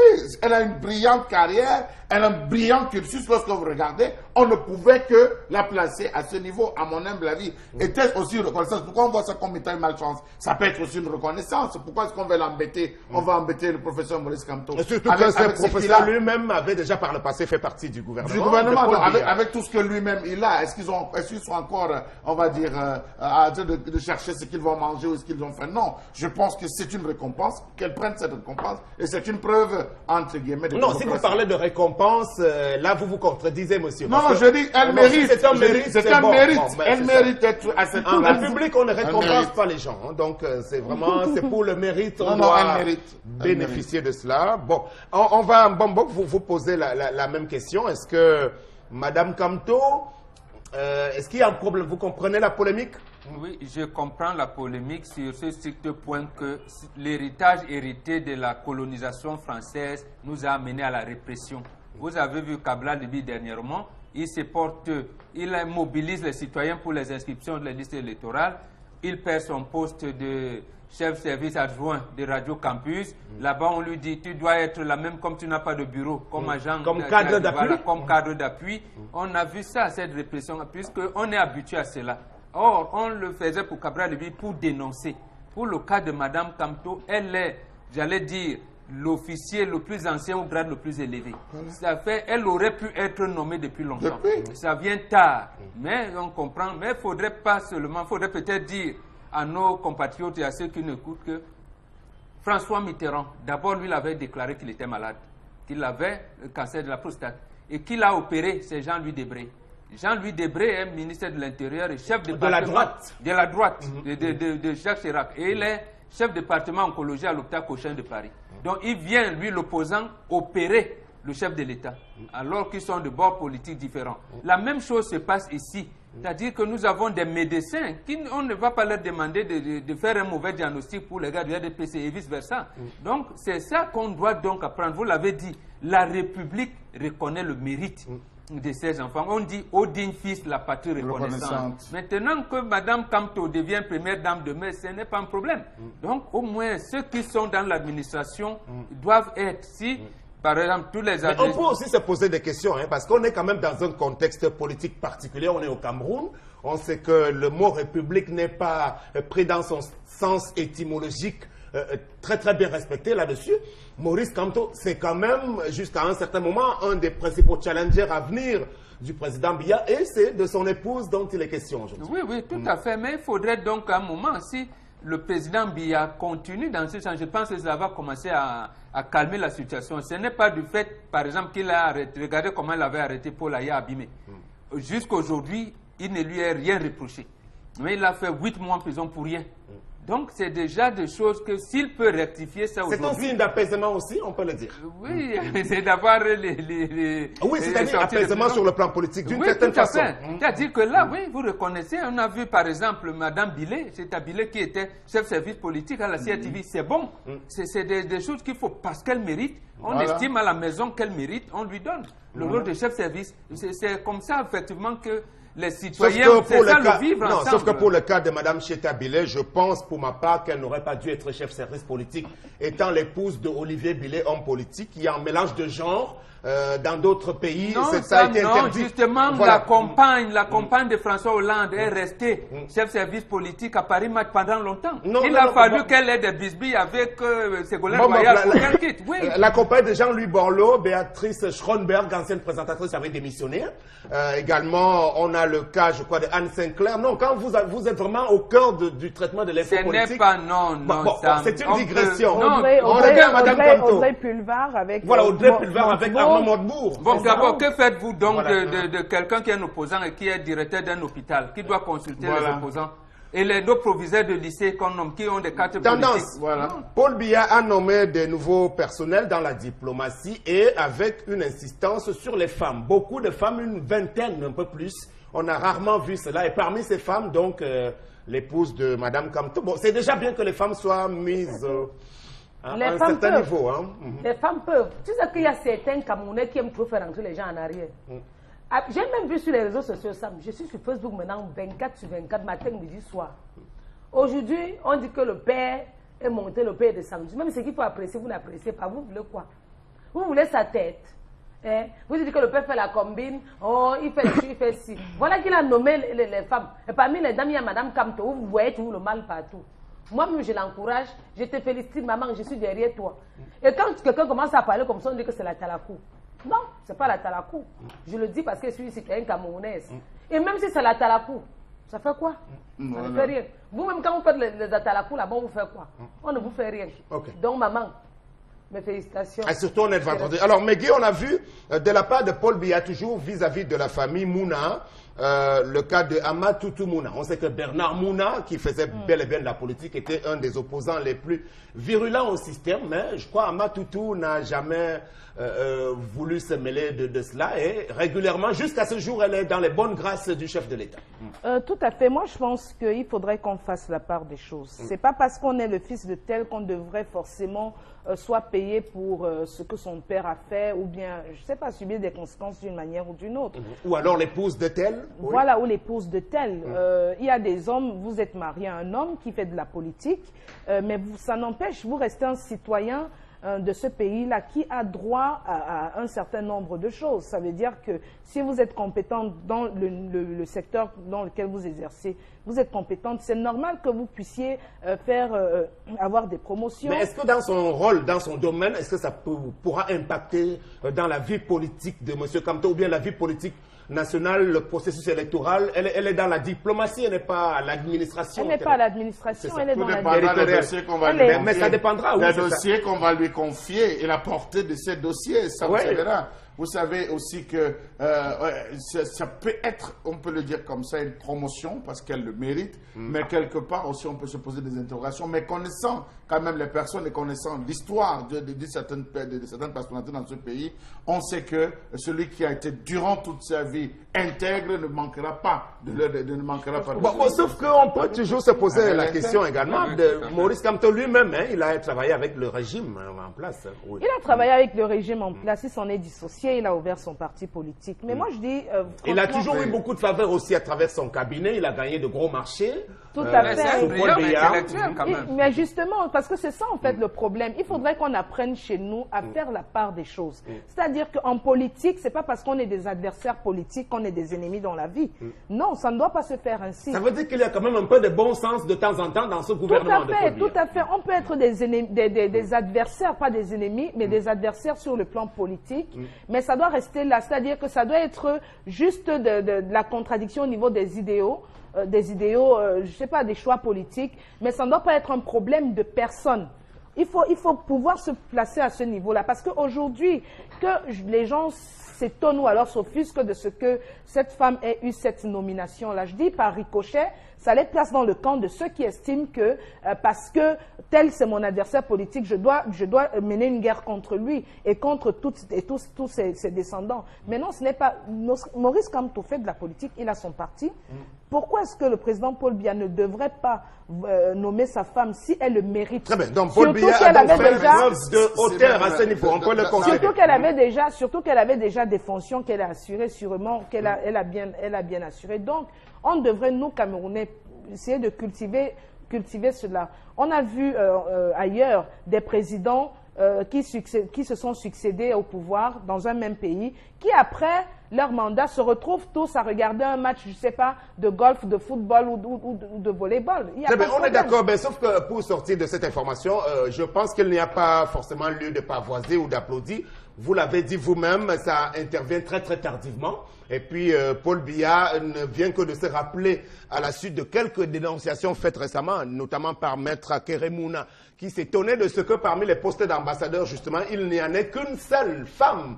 À cette suite-là, on peut penser qu'il se soit assagi et reconnaître qu'on peut magnifier le rôle de la femme. Et même ici, sur ce plateau, nous étions offusqués de ce que dans ces représentations diplomatiques, comme en Espagne, on avait oublié de remplacer Martin Bargangelé. Bon, quand ça intervient tard, il n'y a pas lieu d'applaudir. C'est de l'inertie et ça arrive comme ça pour combler un vide qui aurait pu être comblé depuis. Voilà.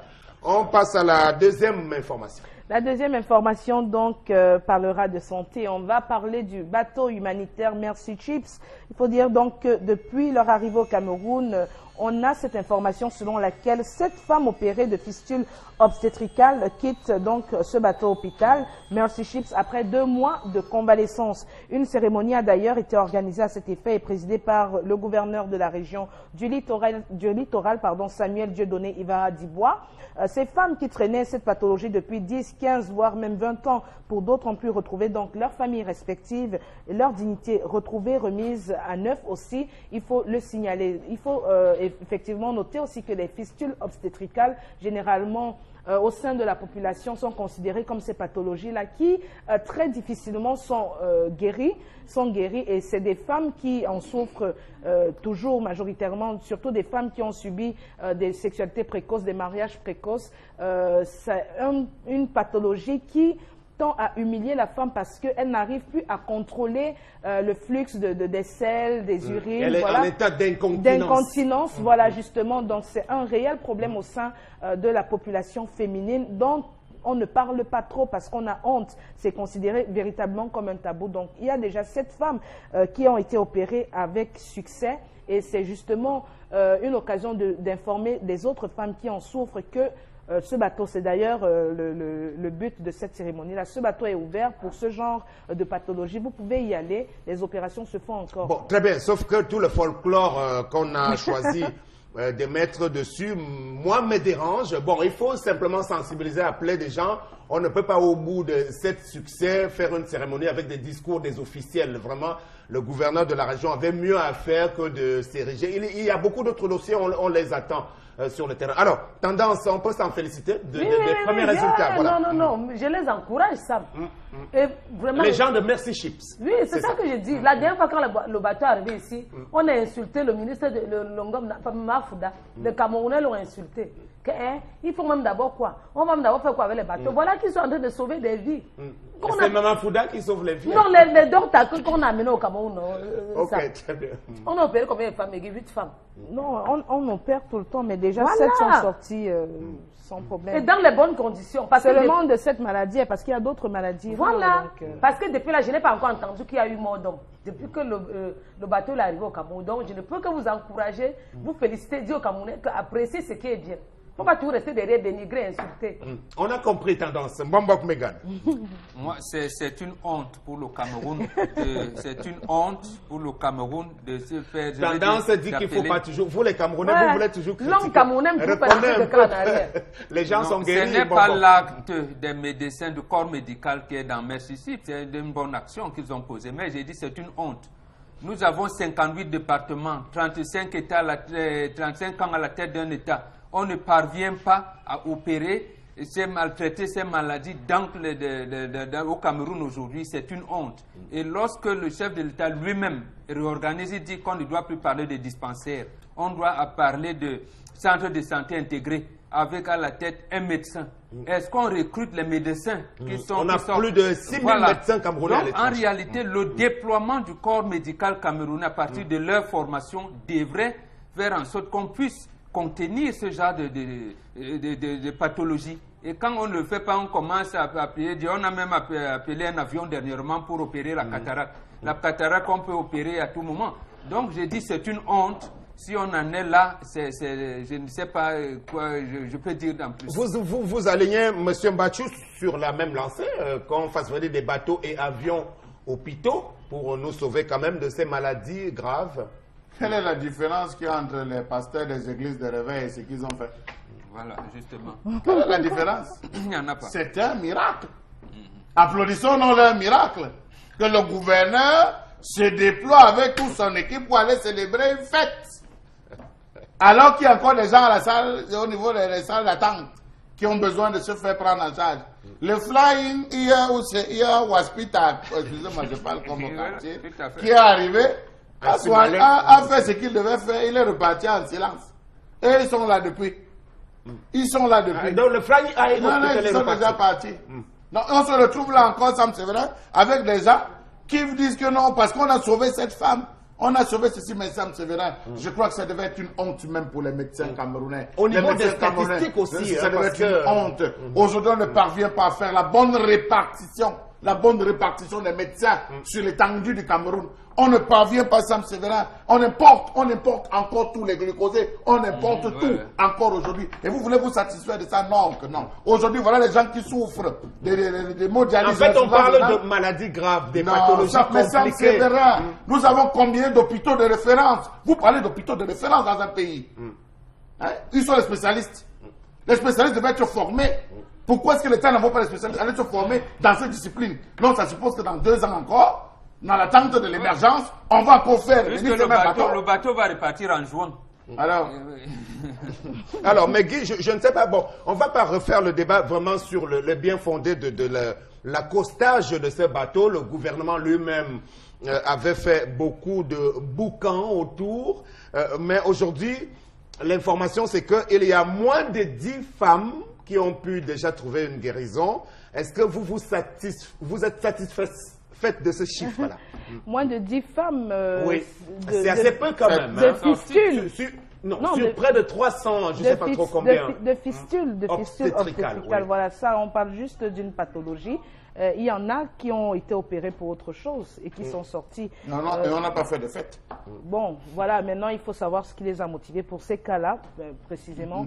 Mais je vais dire quoi, moi, en réalité, Sam Séverin, moi, c'est la santé des uns et des autres qui m'intéresse en premier. Vraiment, les batailles de oui, pourquoi c'est maintenant, pourquoi c'est pas maintenant, c'est la santé que des femmes aient subi ou alors des malades aient subi des interventions et sont sortis de là satisfaits. Moi, c'est ma première satisfaction et surtout gratuitement. C'est ma première satisfaction. Maintenant, parler de l'échec de notre État, de notre gouvernement, justement, à pouvoir résorber... Ça aussi, on peut en parler, parce qu'on ne peut pas être en 2017 en train de recourir à ce type de... On parlait ici hier de cette incapacité, franchement, il faut être réaliste, de cette incapacité de notre État actuellement à pouvoir, je vais dire quoi, résorber un certain nombre de problèmes, surtout de façon globale. Et la santé est au premier rang. La santé est au premier rang. Je vais dire quoi, en dehors de la volonté qui manque, manifestement, au vu de tout ce qu'on peut observer, détournement de deniers publics, corruption et tout ce que vous savez, en dehors de ce manque de volonté, il y a que réellement on ne peut pas pouvoir, je ne sais pas, ces femmes-là, vous êtes sûr qu'elles ne sont pas allées dans des hôpitaux? Combien est-ce qu'on leur a demandé justement pour subir des interventions? Donc c'est une procédure d'urgence aussi, voilà, on peut le dire. Voilà, chirurgicale. Combien on leur a demandé? Est-ce qu'elles étaient en mesure? Mais regardez, on a une émission sociale dans notre chaîne de télévision. Les dossiers sont empilés. On ne peut même pas, c'est-à-dire depuis des années qu'on en reçoit, il y a des dossiers qui sont empilés, il y a des malades qui sont en attente. Mais on fait comme on peut. C'est pour vous dire que l'heure est extrêmement grave. Vraiment, si des moyens, c'est regrettable, mais tant que les gens y trouvent satisfaction, moi, ça me va personnellement. Les moyens ne manquent pas. Le gouvernement ne nous a pas dit combien il a déboursé pour que ce bateau vienne faire 10 mois au Cameroun. On ne sait pas combien on a déboursé pour cet avion. Voilà. Non, même si on a déboursé de l'argent, c'est pour la santé des Camerounais, non? On aurait pu mieux faire. Lorsque le président Biya a créé en 2004 le ministère de la Santé publique, il avait pris l'engagement devant les bailleurs de fonds de penser du système de la prévoyance sociale à la sécurité sociale. Et les médecins sont venus avec les assureurs. Ils ont fait des propositions. Ça fait quand même plus de 15 ans qu'on lui a fait des propositions en lui disant « Nous pouvons le prendre en charge. Les citoyens peuvent se prendre en charge à raison de 1000 francs par mois, par semaine. » Et quand on a fait, lorsque les jeunes médecins sont revenus, remettre ça sous la forme de leur syndicat, on les a bâillonnés. Et puis il faut préciser, Sam Séverin, que l'un des principaux indicateurs en termes de développement d'un pays, c'est le secteur de la santé. Regardez Cuba. Cuba était sur embargo. Qu'est-ce qu'ils n'ont pas fait? Aujourd'hui, on est en train de préparer le vaccin. Ils sont en train de célébrer le vaccin contre le cancer. Sam Sévérin, si tu le permets, vraiment, si tu le permets. Moi, je dis, il faut pas qu'on mélange tout. On ne doit pas tout mélanger. Moi, je peux indexer d'abord le gouvernement de faire ce qui est faisable. Sur le moment, ça veut dire quoi? On est dans des entreprises. Mais sur le moment, ce n'est pas ça. Laissez-moi. Ce n'est pas sur le moment, puisque c'est lui qui a créé ça. Le problème, c'est que vous ne me laissez même pas continuer. Vous savez que je veux parler de quoi? Si vous tu as dit sur le moment, ce n'est pas le moment. Le moment est passé. Vous ne savez même pas de quoi je veux parler. Non, vous n'avez pas compris. Parce que si vous aviez compris, vous allez savoir que je parle déjà même d'avoir un contrôle sur les entreprises. Combien d'entreprises assurent la sécurité à leurs employés sanitaires?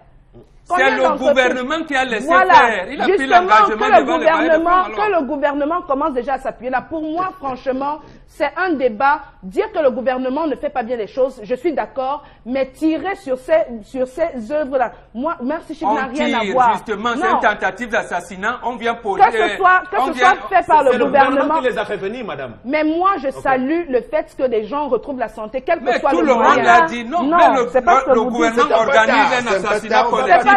C'est pas tard. Vous n'allez pas dire que c'est tard à ces femmes qui sont guéries aujourd'hui. C'est interpellation. Elles sont guéries. Ils auraient pu être guéries l'année dernière.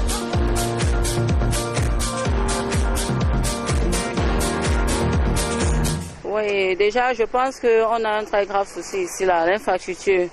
Oui, et dire fermer une agence parce qu'il y a eu trop d'accidents, je pense que c'est pas une solution adéquate pour ce genre de problème. Donc, il faudrait que déjà qu'on sache qu'est-ce qui cause, qu'est-ce qui pousse ces transporteurs ou ces agences de commettre un accident quelconque. Donc, je pense que le tout déjà, c'est voir l'état de nos routes.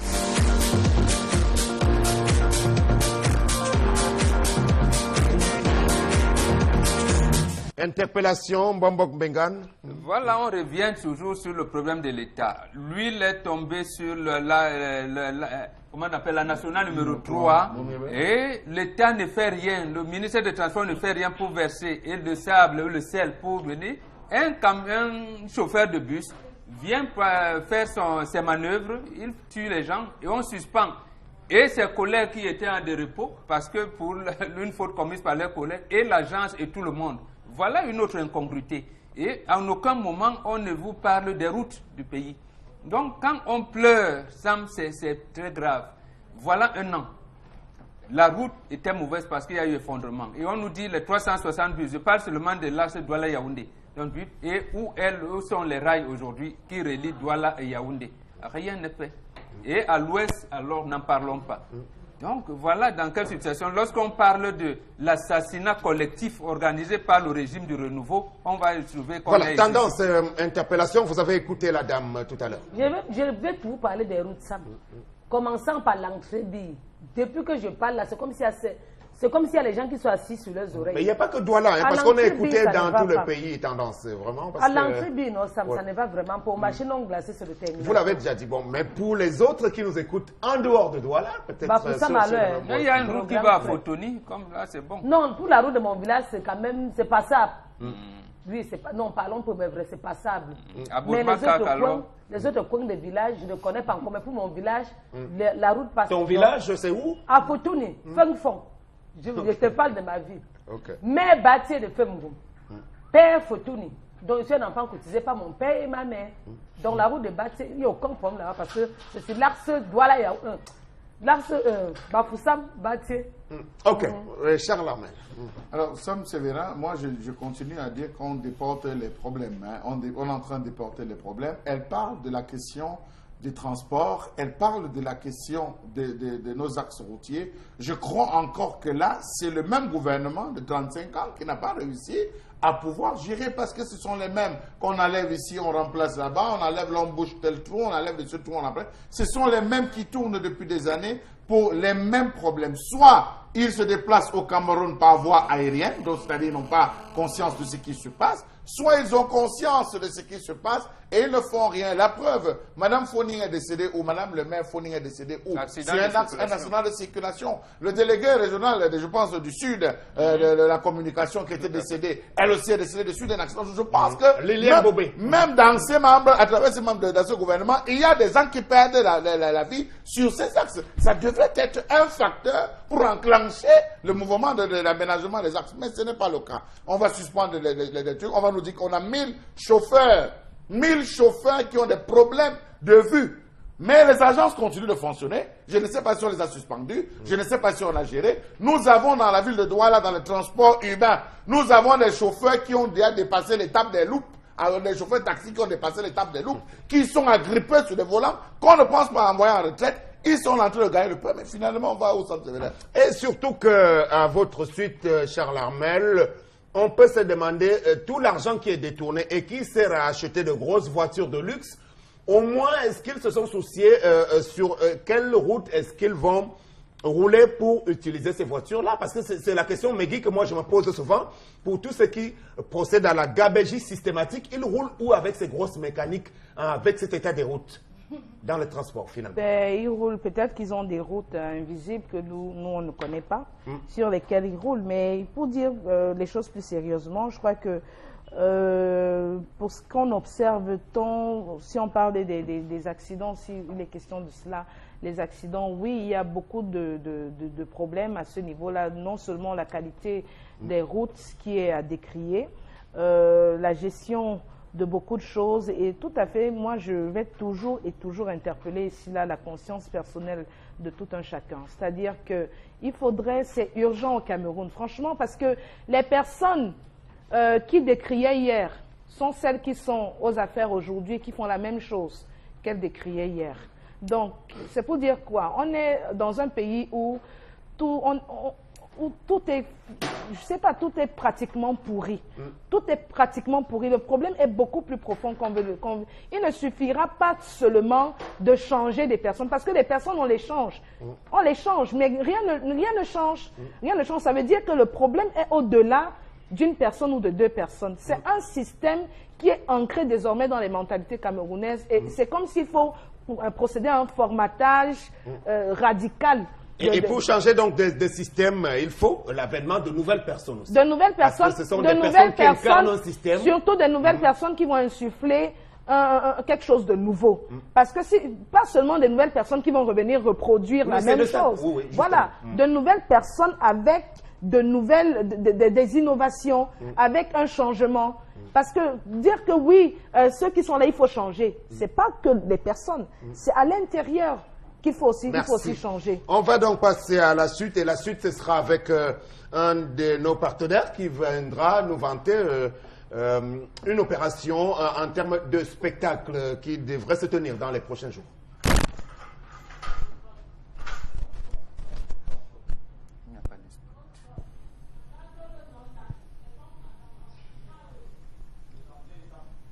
Bienvenue, bonjour à vous, monsieur.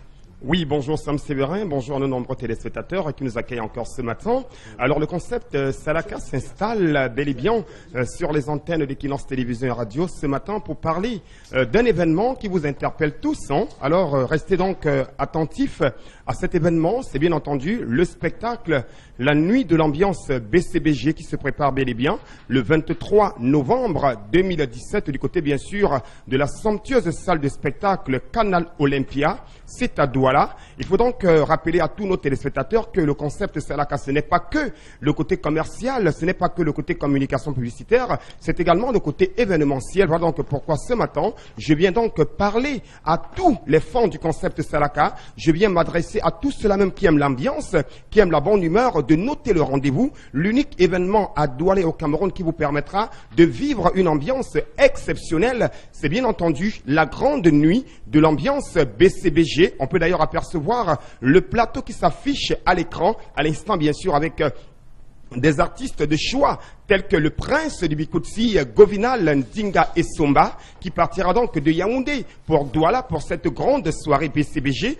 On va également rappeler qu'on a donc, toujours avec la chanson, cet artiste camerounais, George Dixon, qui nous a fait danser, qui nous a fait vibrer dans les années 80, les années 2000, à travers le titre à succès Kiss Me Doudou, Kiss Me Doudou, dont cette chanson sera donc interprétée en intégralité du côté bien sûr de Canal Olympia le 23 novembre 2017. On est également pour ce qui est de l'humour, ah ben oui, les meilleurs de l'humour sur la place camerounaise et africaine. D'un côté bien sûr la copine nationale Major AC, ah ben oui, c'est vrai, il faut le rappeler, hein. Il sera donc de la fête. On a également bien sûr le moustique le plus charismatique de sa génération, Moustique le charismatique. C'est bien entendu le 23 novembre, je rappelle bien, à partir de 20h. On a également bien sûr le très célébrissime Bitacola de la radio et télévision Equinox. On a l'habitude de le voir sur les antennes d'Equinox Télévision. On l'écoute à la radio. Il sera bel et bien parmi les artistes invités du côté bien sûr de Canal Olympia le 23 novembre 2017. On va également rappeler pour la première fois et en exclusivité à Douala et à Canal Olympia, vous avez les meilleurs danseurs du Cameroun. Ils dansent comiquement, ils dansent musicalement, ils dansent très très bien. C'est bien sûr les Daltons de la capitale. Ils seront donc bel et bien ce jeudi 23 novembre à partir de 20h à la prestigieuse et somptueuse salle de spectacle Canal Olympia, située bien sûr en plein cœur de Douala, au quartier Bessengue. Alors à l'instant, parlant bien sûr des prix d'entrée, chers téléspectateurs, je rappelle que pour cet événement-là, il faudra débourser la somme de 10 000 francs pour la place Gold et la somme de 15 000 pour la place Diamant. Il faut rappeler que la place de 15 000 vous donnera droit à un magnifique ticket de tombola qui vous permettra de gagner d'énormes lots. Ah ben oui, c'est vrai. On aura bien sûr des climatiseurs Macat, des groupes électrogènes, des laptops, plein de lots à gagner à l'occasion de ce spectacle baptisé la Nuit de l'ambiance BCBG qui va se tenir le 23 novembre 2017 à partir de 20h à Canal Olympia. Ça, j'insiste bien, l'heure sera, sera bien entendu à l'arrêt, c'est-à-dire sera marquée. Et n'oubliez surtout pas que cet événement vous permettra de repartir avec de nombreux lots offerts par tous nos partenaires. Et parlant bien sûr des partenaires, cet événement a bénéficié le soutien de plus de 50 entreprises qui ont décidé d'accompagner le concept Salaka. Il y a bien plus de 50 entreprises qui seront présentées tout au long, c'est-à-dire de nos communications à la radio et à la télévision, pour essayer donc d'apporter un plus à cet événement. Alors, chers téléspectateurs, n'hésitez surtout pas, préparez-vous massivement parce que le 23 novembre 2017, c'est la grande nuit de l'ambiance. Je sais qu'on travaille, on est très occupé, on a besoin de se détendre. Alors Constellamine et tous ses partenaires vous permettront de vivre un événement unique. Et nous allons bien sûr, c'est l'occasion de remercier ici présent quelques partenaires qui nous accompagnent, hein, notamment notre partenaire média exclusif, la radio et télévision Equinox, le sponsor officiel Plein Gaz, bouteille toujours pleine, la compagnie d'assurance Areya Assurance, le château de Durette, et bien entendu toutes ces entreprises-là elles sont tellement nombreuses. Je pense bien sûr à la société de fabrication de tôle TPM du côté bien sûr de PK11 et c'est à Douala. Alors chers téléspectateurs, n'hésitez surtout pas, déplacez-vous massivement et je rappelle que les places sont très limitées et les billets seront disponibles dès demain matin du côté bien sûr du magasin 1001 tapis à Canal Olympia, à l'Institut de beauté Pachouli, ou alors ceux qui n'ont peut-être pas le temps, c'est-à-dire de nous contacter directement dans nos points de vente, pouvez donc appeler au numéro de téléphone du concept Salaka, qui s'affiche bel et bien au bas de l'écran, à savoir le 650 28 44 51, ou alors le 95 06 60 50. Commencez déjà à appeler, préparez-vous, parce que la nuit de l'ambiance est un événement exceptionnel, et je ne saurais partir bien entendu, on sent toutefois remercier une fois de plus tous ces fonds du concept Salaka, du nord au sud, de l'est à l'ouest, tous ceux-là même qui font confiance en notre concept Salaka.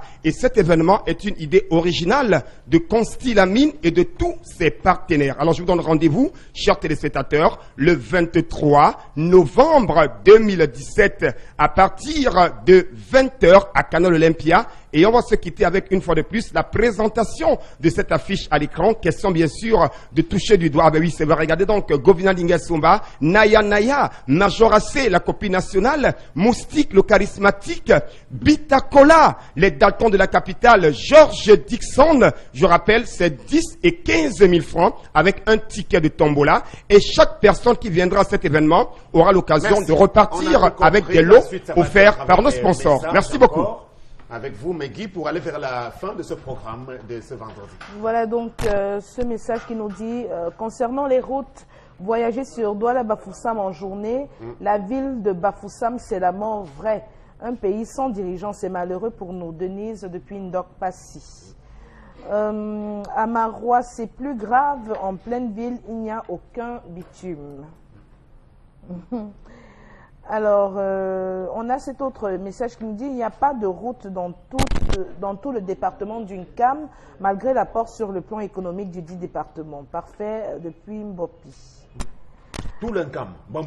Oui, ça c'est vrai. C'est un département oublié, pratiquement. Oui, on a oublié. Carrément oublié? Oui, absolument. Voilà. Donc, on a ce message... alors, greetings to you guys in the studio. The nomination of Madame Kamto is by merit, but we hope she will not be CPDM militant since 96% of ministers in Cameroon are CPDM militants. She should belong to her husband party. Nuela from Bangem. Bonjour le plateau, parlons des médecins, c'est pas sérieux. Ces derniers, au lieu d'occuper leur poste, ils négocient pour aller où on paye gros. Oui, même vous, monsieur. C'est légitime, non? On vous réduit le salaire à hauteur de 70%. C'est légitime. Il faut être sérieux. Voilà, donc on a ce message. Liliane. Oh non. Alors. Je vais et il faut dire que beaucoup parmi ces médecins, on ne les cessera jamais de rappeler sont nombreux vraiment installés à l'étranger. Il n'y a pas eu de mesures incitatives pour les faire revenir ici au Bercail, tendance. Oui. C'est parce que quand ils viennent au Cameroun, le salaire est petit, ça. Donc tu sais que chez le blanc, même si tu balayes la rue, ton salaire est beaucoup.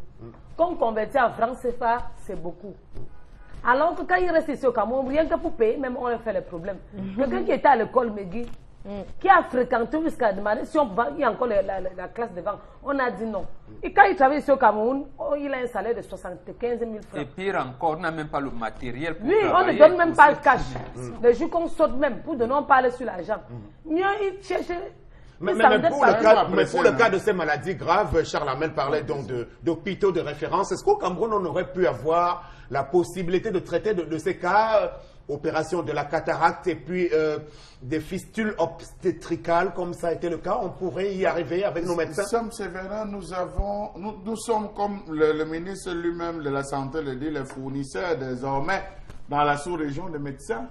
Tous ceux qui sont formés ici vont au Tchad, vont au Gabon, vont en Guinée, ils sortent. Mais qu'est-ce qui est fait pour les garder, Sam Séverin? De nombreuses personnes sont parties se former. Vous les retrouvez aux États-Unis, ce sont des spécialistes des secteurs. Vous les retrouvez en France, dans toute la France, vous les retrouvez en Belgique. Ils sont éparpillés dans le monde entier, offrant leur service, Sam Séverin, service qu'ils pourraient offrir au Cameroun. D'où est-ce qu'il est écrit que ce n'est que les fonctionnaires ministres et certains réseaux bien tapis qui devraient être riches et les autres pas. On voit comment les médecins gagnent leur vie aux États-Unis. On voit comment les médecins gagnent leur vie en France. On voit tout le luxe qui tourne tout autour de ces gars. Raison pour laquelle la moindre erreur médicale est hautement sanctionnée, Sam Séverin. Pourquoi ne pas le faire dans un contexte camerounais? Nous avons les artistes qui souffrent. Aucun artiste, on ne peut pas avoir un artiste qu'on vante. Il faudrait que ce soit les Flavor qui viennent du Nigeria, que ce soit les East qui arrivent à qui on va dérouler le tapis rouge. Nous n'avons aucun journaliste camerounais dans le privé de qui on peut se vanter d'avoir véritablement fait un travail. Aucun animateur. La preuve, on en perd chaque jour. C'est comme s'il n'y avait rien. tout passe. Donc c'est dit finalement qu'au Cameroun, il n'y a que eux qui doivent vous dire à propos des animateurs? Je veux tout simplement dire, c'est vrai que quand on regarde, on fait une lecture, on se rend compte qu'il n'y a aucun animateur comme en France qui se démarque véritablement. Mais sur le plan de son épanouissement, oui. Mais est-ce que c'est le mérite qui manque? Il faut vous adresser aux personnes qui ont des promoteurs je sais pas. C'est pour promoteurs des médias de vendre les animateurs. Dans les pays sérieux, on impose aux multinationales un certain nombre d'encadrements. On leur dit, sur le plan de votre communication, vous allez utiliser 30% de temps. Les parts de votre sous-traitance, c'est temps. Votre temps, c'est temps. C'est comme ça qu'on fait. Par exemple, sur la promotion de vos produits, il faudra prendre un local, un journaliste, un animateur local, un artiste local. Et par contre, on le dit à cette même entreprise, si vous investissez pour la promotion de la culture ou du sport, cet argent n'est pas imposable, vous ne payez pas la TVA. Voilà comment on fait la promotion. Le Nigeria à côté, la Côte d'Ivoire a essayé, on essaye de le faire. Ok, autre message, on a 2 petites minutes avant la conclusion, Mehdi, oui. Alors oui, Sam, je vais prendre ce message. Nous n'avons pas de route à Yaoundé, le gouvernement est du 3e âge, ils doivent partir, ces gens du gouvernement. Quand les camions des brasseries tuent les gens, pourquoi on ne ferme pas les brasseries? Par rapport au parallèle avec... Alors, bonjour. Non, j'ai déjà lu ce message. Je vais passer à un autre, si vous le permettez, Sam Séverin. Oui. Pourquoi faut-il investir sur un bateau provisoire au lieu d'équiper des hôpitaux? Pourquoi une santé de campagne électorale? C'est la question qu'on se pose. Donc, ce message qui nous dit « Tous les hauts fonctionnaires doivent faire la campagne de leur créateur », dixit un professeur. Madame Kamto ira faire la campagne de qui? De son époux ou de son créateur? C'est qui son créateur? Elle n'a pas de créateur. Elle a fait l'école, elle a été recrutée au sein du gouvernement comme fonctionnaire et elle gravit les échelons comme fonctionnaire. C'est une démarche normale. Elle n'est même pas obligée, et j'allais dire, d'être partie de son mari. Elle n'a aucune obligation. La nomination de Mme Kamto est une stratégie de déstabilisation du MRC, comme ça s'est passé avec l'UPC, le SDF et même l'UNDPC. C'est Dieudonné qui signe ce message. Et Mme Kamto occupe-t-elle un poste de responsabilité au sein du MRC? Voilà, que l'État ne passe pas le temps à suspendre les agences de voyage à cause des accidents, qu'ils prennent leurs responsabilités pour arranger les routes de Nice depuis Ndok-Passy. Absolument. Alors, bon. On peut prendre la conclusion, finalement, tendance au nom de la liberté de critiquer, puisqu'on entre dans le week-end. Oui, Sam, au nom de la liberté de critiquer, je vais encore dire aux femmes de ne plus écraser les condiments au marché. Une femme qui achète les tomates, elle ne prend même pas le temps de laver, elle écrase au marché, vos enfants mangent les bourratifs. Quand même, quand vous achetez les condiments, rentrez à la maison, vous prenez le temps de leur laver à plusieurs, ou mettre même le goût d'eau de javel. Pourquoi pas? Pour tuer les microbes. Est-ce qu'on a encore les pierres aujourd'hui? Ça veut écraser on écrase tout au marché. Donc, achetez vos tomates, vous les lavez plusieurs fois avant d'aller écraser. Pas que tu achètes une fois, tu prends le chouchou, écrasez-moi ça. On écrase, on sait même plus ce qu'on mange. C'est facile. N'exagérons pas. Merci beaucoup. On va donc aller dans la suite de ce que Charles Armel Mbachou évoquait tout à l'heure concernant l'épanouissement des personnels relevant du secteur de la communication et des médias au Cameroun. Le Cameroun reconnu sur le continent comme une terre de véritables talents en cette matière. La preuve, c'est que beaucoup parmi nos compatriotes, confrères et consoeurs se retrouvent à l'international à des positions assez confortables aujourd'hui, puisque sous d'autres cieux, c'est un métier qui permet à l'homme de s'épanouir véritablement. N'a-t-on pas dit même que le journalisme est le plus beau métier du monde et l'animation qui va avec? Regardez le train de vie des Arthur, des autres noms qu'on peut citer, les Laurent Ruquier et bien d'autres que vous connaissez dans notre télévision hexagonale. Bien regardez ici chez nous. Alors, à l'époque, le Cameroun avait, donc, comme je le disais, pu sécréter beaucoup de très bons journalistes. Mais la plupart, parmi les plus brillants, se sont retrouvés en entreprise par la faute de certains promoteurs de la place qui n'ont pas su garder ces talents-là. Aujourd'hui, donc, c'est Jean-Claude Otou qui avait ouvert la voie. Il s'est retrouvé à MTN Cameroun, directeur général adjoint. Et puis, par la suite, on suivi tour à tour Alain Blaise Batongue, Alex Siewe pour le JICAM et pour Eneo Cameroun. Norbert Elundu Ngama, véritable talent, il est parti à BAT, puis à Guinness Cameroun. Benjamin Fouda Efa et Guy Roger Eba se sont retrouvés à la CONAC avec un dénommé Joly Koum. Joseph Léa a été bombardé ministre. Melvin Akam, l'ancien rédacteur en chef du Messager, s'est retrouvé dans une entreprise de la place, MTN Cameroun. Que dire de Valentin Siméon Zinga, un autre des très grands talents camerounais. Albert Lodou Yonje, David Atemkan, Joly Koum, An Sang Kwen. Ils sont nombreux ces talents-là qui se sont retrouvés parce qu'on ne leur a pas offert de meilleures conditions d'épanouissement. Pour combien de temps encore? Est-ce que la saignée va se poursuivre? Là est toute la question. Suivez mon regard aujourd'hui. Bienvenue encore. Merci d'avoir été là. Très bon week-end à tous.